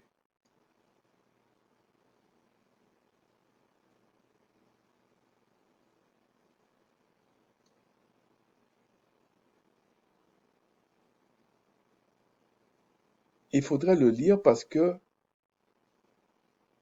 attendez, Jérémie, ok, on va faire comme ça, on va faire comme ça. Dans Jérémie, voilà ce qu'il est dit. Rappelez-vous Joël, qui annonce que le Créateur va répandre son esprit sur toute chair, mais il parle aux Israélites. Jérémie, voilà ce qu'il dit. Jérémie 29 à 33. En ces jours-là, on ne dira plus les pères ont mangé les raisins verts et les dents des enfants ont été agacées. Ça veut dire que on dira plus à ce moment-là, tu vas hériter les péchés de tes ancêtres. Parce que, pourquoi on disait ça dans l'Ancienne Alliance? C'est parce que les sacrifices d'animaux ne réglaient pas le problème du péché. Tu héritais les péchés de tes ancêtres. Et c'est pour ça qu'il fallait le sacrifice pour que le Créateur retienne sa main. Mais chacun mourra pour sa propre iniquité. Tout homme qui mangera des raisins verts, ses dents seront agacées. Ça, c'est parce qu'il y a quelque chose qui a changé. Donc, là, on vous dit qu'il y a des hommes qui vont mourir. Mais on ne va pas rentrer dans ça, ok? Voici les jours. Pourquoi? Parce que le Créateur a rattaché à son peuple les Égyptiens, en tout cas un reste, et les Assyriens en un seul mot. C'est les deux seuls peuples qu'il a rattachés à son peuple. Voici les jours viennent, dit l'Éternel, où je ferai avec la maison d'Israël et la maison de Juda une nouvelle alliance. Parce qu'il y avait un schisme, ok? On ne va pas rentrer dans tout ça là. Non comme l'alliance que je traitais avec leur père, non comme l'alliance que je traitais avec leur père, donc non comme on l'annonce déjà à Jérémie, non pas comme l'alliance qu'il a traitée avec Abraham et puis qui a eu Macha et tout ça. C'est pas comme ça. Le jour où je le saisis par la main pour le faire sortir du pays d'Égypte. Donc c'est pas cette alliance-là. Donc il y a une autre alliance. Alliance qu'ils ont violée, quoi que je fusse leur maître, dit le Tout-Puissant.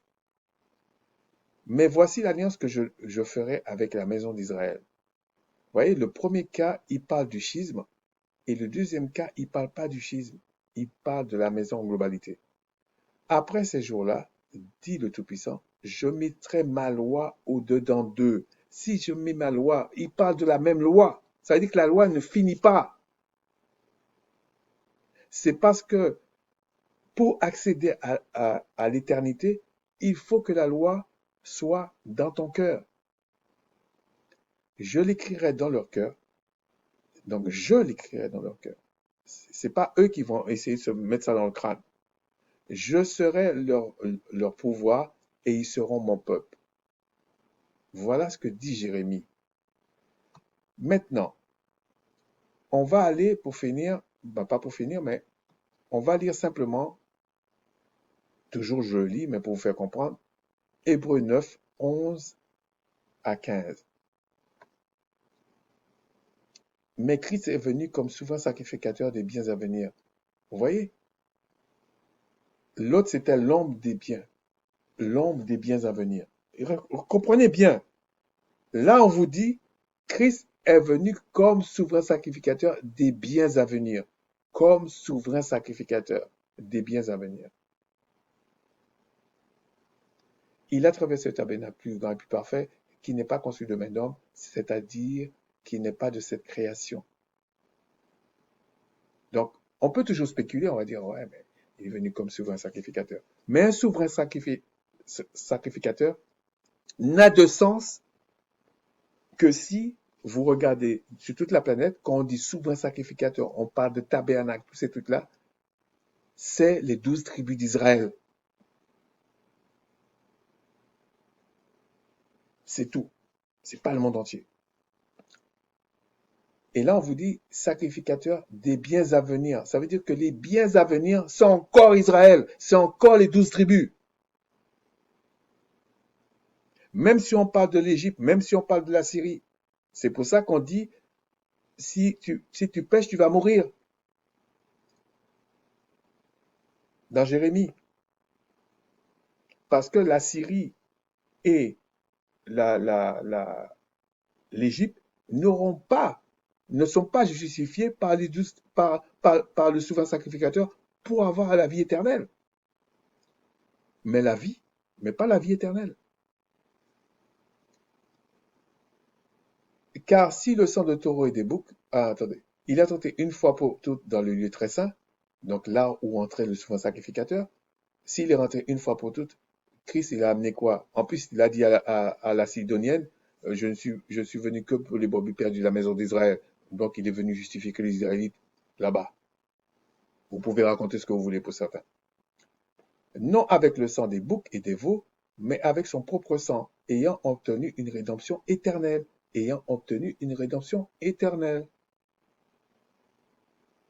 Mais il a fait tout conformément à ce qui était l'image de ce qui devait être fait. Car le sang des taureaux et des boucs et la cendre d'une vache répandue sur ceux qui sont souillés sanctifie et procure la pureté de la chair. Il sanctifie, donc met à part, et procure la pureté de la chair. Pas de l'âme. L'âme péchait toujours. C'est pour ça que l'âme ne pouvait pas vivre éternellement. Christ a été ressuscité parce qu'il ne péchait pas.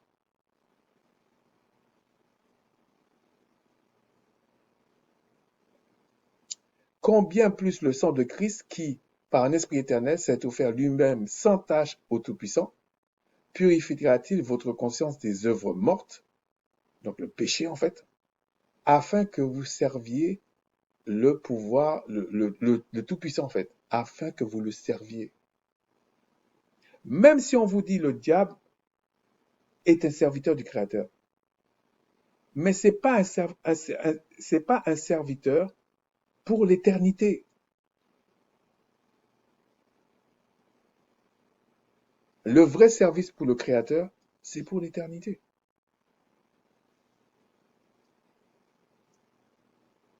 Et c'est pour cela qu'il est le médiateur d'une nouvelle alliance, comme a dit Jérémie, afin que la mort étant intervenue pour le rachat des transgressions commises sur la première alliance, ce sont des transgressions commises sous la première alliance.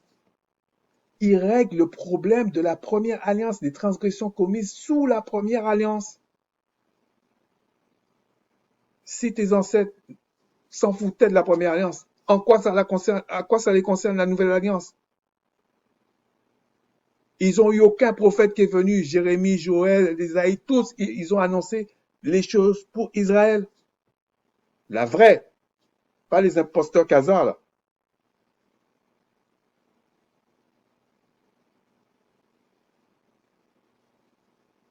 Ceux qui ont été appelés reçoivent l'héritage éternel qui leur a été promis. Reçoivent l'héritage éternel qui leur a été promis. Donc, depuis le début, on a promis à Israël l'héritage éternel. C'est pour ça qu'il y a la justification, en fait. C'est pour ça que le Christ est venu.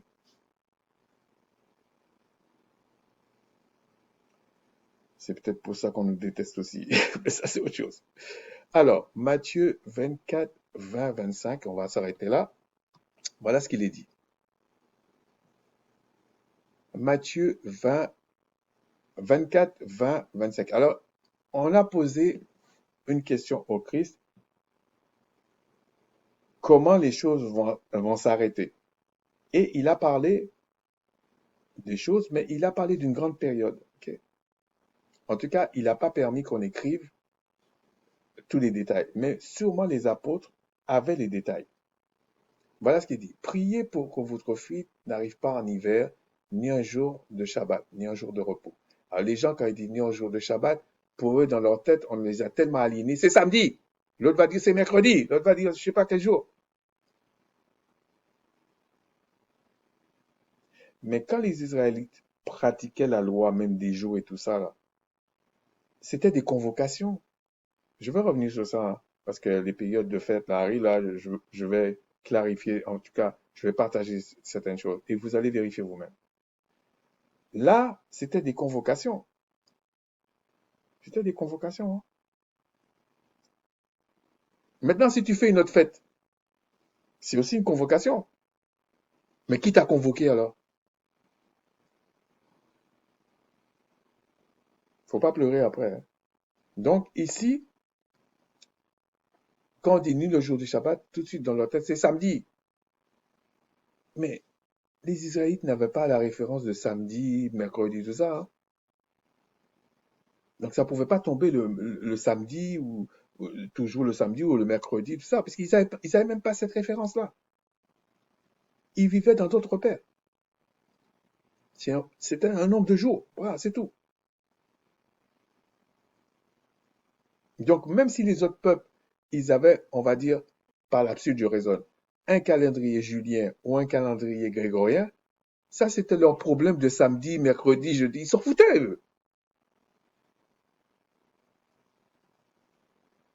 Et ces jours, et si c'est, car alors la détresse sera grande et qu'il n'y aura point eu de pareil depuis le commencement du monde jusqu'à présent, qu'il y en aura, qui- et n'y aura, qu'il n'y en aura jamais. Ça veut dire que quand ça va se passer là, quand la fin va arriver, ça va être le chaos. Et quand on dit le chaos, là, les, comment on appelle ça, les kabbalistes et autres formations, ça dit le chaos, là, ils sont en train de parler d'une entité grecque qui va tomber. On va châtier beaucoup de choses. Faut lire Apocalypse. Et si ces jours n'étaient abrégés, personne ne serait sauvé. Mais à cause des élus, ces jours seront abrégés. Là, il est en train de dire, ça va être terrible la détresse. Des guerres, les gens qui vont mourir de faim, des problèmes, le chaos, on va dire comme ça. Mais quand il dit personne ne serait sauvé, à cause des élus, ces jours seront abrégés. Il faut réfléchir. Est-ce qu'en fait tout le monde va prendre des coups? Est-ce que une partie va commencer à souffrir, mais le Seigneur va arrêter pour pouvoir les sauver? Est-ce que euh, le fait qu'il y aura beaucoup de détresse, est-ce que beaucoup vont pas vendre leur âme pour être sauvés, etc. Est-ce ils vont trahir, etc. Il y a beaucoup de choses dedans. Ok? Si quelqu'un vous dit alors, le Christ est ici, ou le Christ, euh, où il est là, ne le croyez pas. Car il s'élèvera des faux Christ et des faux prophètes. Ils feront des prodiges et des miracles au point de séduire, s'il était possible, même les élus. Voici, je vous l'ai annoncé d'avance. Regardez ce qu'il dit ici. Des faux Christ, c'est-à-dire des faux rois dans le oui. Des faux rois, des gens qui prétendent avoir à être rois selon la promesse qu'on avait fait à Israël. Ce sont des menteurs. C'est ça qu'il dit là.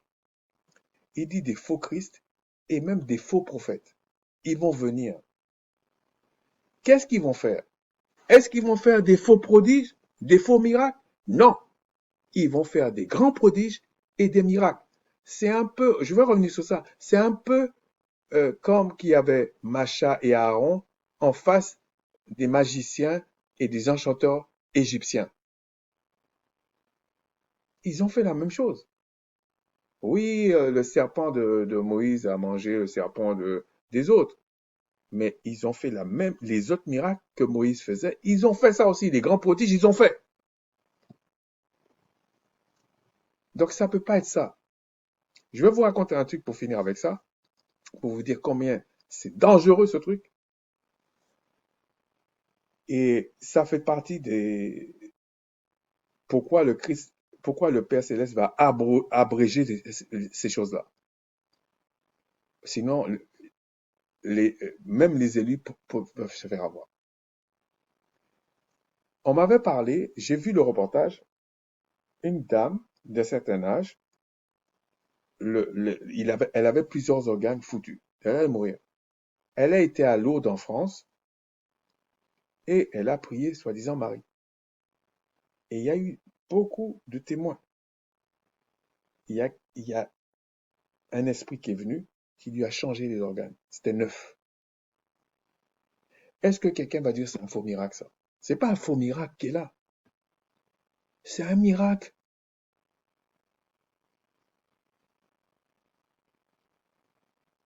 Parce que si on prend le monde du oui, le monde de la promesse et le monde du non, le monde de la colère du Créateur, le chef, on va dire, du monde de la promesse, de la sainteté, c'est le Christ. Le chef, de l'autre côté, de la colère du Créateur, c'est le diable. Mais les deux font des miracles parce que les deux existent parce qu'il y a l'esprit du Créateur. La différence, c'est que le Créateur qui est bon et miséricordieux ne restera pas indéfiniment en colère parce qu'il va enlever le péché. C'est le péché qui le met en colère. Il ne tolère pas le péché. Voilà, c'est tout. Après, on peut discuter de, bon, ça c'est chacun d'ailleurs, il a donné la possibilité à chacun de, de, de mentir, de tout ça, mais pas assez loin. Non, non, c'est faux. Et donc, on sait très bien que ceux qui sont addicts de certaines choses qui leur produisent la mort, c'est des gens qui sont malheureux.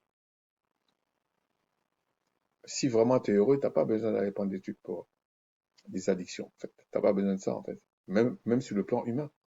Donc, pour finir avec ça, ces faux Christ et ces faux prophètes, ils feront de véritables prodiges et de véritables miracles. Ça peut choquer certains, surtout vous les catholiques, là, certains des catholiques. Non, c'est des vraies choses. D'ailleurs, ça se voit, bah, même parmi le vaudou, parmi d'autres choses. Le gars, il te dit que tu crois ou tu crois pas, je te mets sur une chaise roulante, tu seras sur une chaise roulante. Crois, fais ce que tu veux. Parce que c'est le même, c'est l'esprit, c'est le Père, enfin, c'est le Créateur qui permet aussi à sa colère d'exister. C'est comme ça. Mais qu'est-ce qu'il a donné à ceux qui sont selon la promesse en Christ? Le pouvoir de, de, de chasser et de dominer la colère. Parce que le Créateur en lui-même, sa bonté est supérieure à sa colère. Sa nature, c'est comme pour, tu prends quelqu'un, un homme ou une femme, peu importe, il peut se fâcher comme il peut être content. Mais il est plus heureux, il est meilleur quand il est tranquille, il est en paix, ça se voit. Mais ça ne veut pas dire qu'il ne peut pas se fâcher. Le Créateur, si je peux, c'est une image, hein, c'est un peu ça. Et au moment où il va faire les nouvelles terres, les nouveaux cieux, tout ça, c'est un nouveau système en fait. C'est pour ça qu'il va se débarrasser de beaucoup de choses. Mais regardez dans ce que je vous ai dit là, je vous ai parlé de la justification parce que c'est par rapport à une transgression de quelque chose qui a la justification. Donc, si c'est par rapport à ça, on t'ôte le péché. C'est pas pour que tu reviennes au péché. Pour les gens qui pensent que la loi est caduque, c'est pas possible.